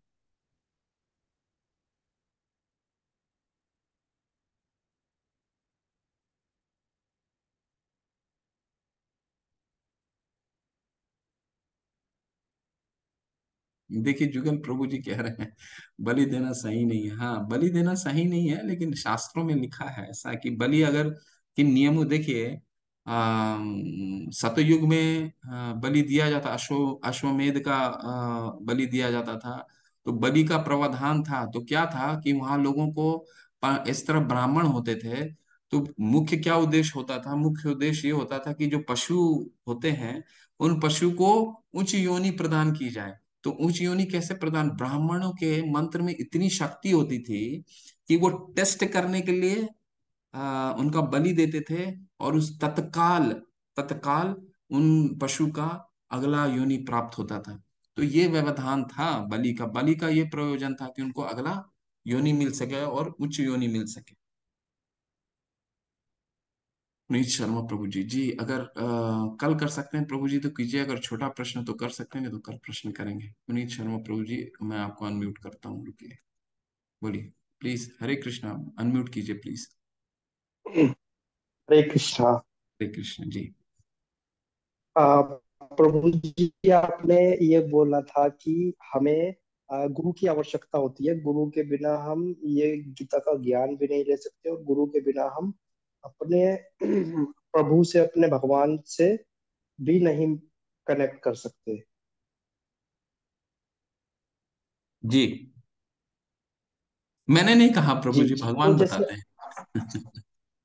भगवान बताते हैं, तद विधि प्रणिपातेन परिप्रश्नेन सेवया उपदेशन्ति ते जी, ज्ञान ज्ञानिनः तत्त्वदर्शिनः। मेरा बहुत छोटा सा प्रश्न ये है कि आ, मेरा छोटा सा प्रश्न ये है कि जैसे आजकल सोशल मीडिया का जमाना है, तो अगर जैसे हम अपने गुरु से नहीं मिल पाए, लेकिन हम किसी के प्रवचन से इतना अपने आप को इतना कनेक्ट कर पाए कि उसको हम गुरु मान सकते हैं। जैसे आपने भी उनका नाम सुना होगा, श्री प्रेमानंद जी महाराज। जी, जी। तो हम उनसे नहीं मिल पाए, लेकिन हम उनसे इतना कनेक्ट हो गए, उनकी उनके प्रवचन सुन के, कि हम श्री हरि की भक्ति करने लग गए। तो हमारी हमारी लाइफ के अंदर एक चेंज आ गया। तो हम उनको ऐसे गुरु मान सकते हैं, या फिर गुरु का उपस्थित होना, साक्षात उपस्थित होना ही गुरु की एक उपलब्धि है? नहीं नहीं, आप मान सकते हैं। दो तरह की सेवाएं होती हैं, वाणी सेवा और वपु सेवा। ठीक है, तो आप कभी ऐसा कई बार हो सकता है जैसा आप बता रहे हैं, तो आप उनकी वाणी की सेवा कर सकते हैं। वाणी की सेवा का क्या मतलब, वो जिस तरह हमें तत्व का ज्ञान दे रहे हैं, उन ज्ञान को इम्प्लीमेंट करना, उन ज्ञान को पालन करना, वो वाणी वाणी के द्वारा हम सेवा करते हैं। दो तरीके की सेवाएं होती हैं गुरु की, एक तो होती है वाणी की सेवा, दूसरी होती है वपु सेवा। वपु सेवा मतलब जो फिजिकली आप प्रेजेंट हैं, उनकी सेवा कर रहे हैं, उनके साथ आदान प्रदान कर रहे हैं, तो वपु सेवा हो गई। वाणी सेवा कर सकते हैं प्रभु जी, बिल्कुल आप गुरु उनको मान करके। लेकिन गुरु आप मानिए तो सिर्फ प्रवचन सुन करके उनके उनसे आसक्त होइए, वो है। लेकिन उनके उद्देश्य को इम्प्लीमेंट करिए अपने जीवन में, वो क्योंकि तत्व का दर्शन उन्होंने किया होगा, तो जी। उनका उसको इम्प्लीमेंट करना इंपॉर्टेंट है। तब हम उनको सेवा कर रहे हैं, तब उनको हम गुरु मान रहे हैं। गुरु तब तक हम नहीं, हमारा गुरु गुरु तब तक, हम शिष्य तब तक नहीं बनते हैं गुरु के, तब जब तक हम उनकी सेवा नहीं करते। और सेवा दो तरीके से हो सकती है। वाणी सेवा, जो हम सोशल मीडिया जैसे आप कह रहे हैं, वो जो कह रहे हैं वो उसको तथ्य के अनुसार समझ करके उसको अपने जीवन में उतारने का प्रयास करें, तो हम उनको सेवा कर रहे हैं, बिल्कुल मान सकते हैं। जी, धन्यवाद धन्यवाद। हरे कृष्ण। हरे कृष्ण। हरे कृष्णा। चलते हैं फिर, कल मिलते हैं। कल बहुत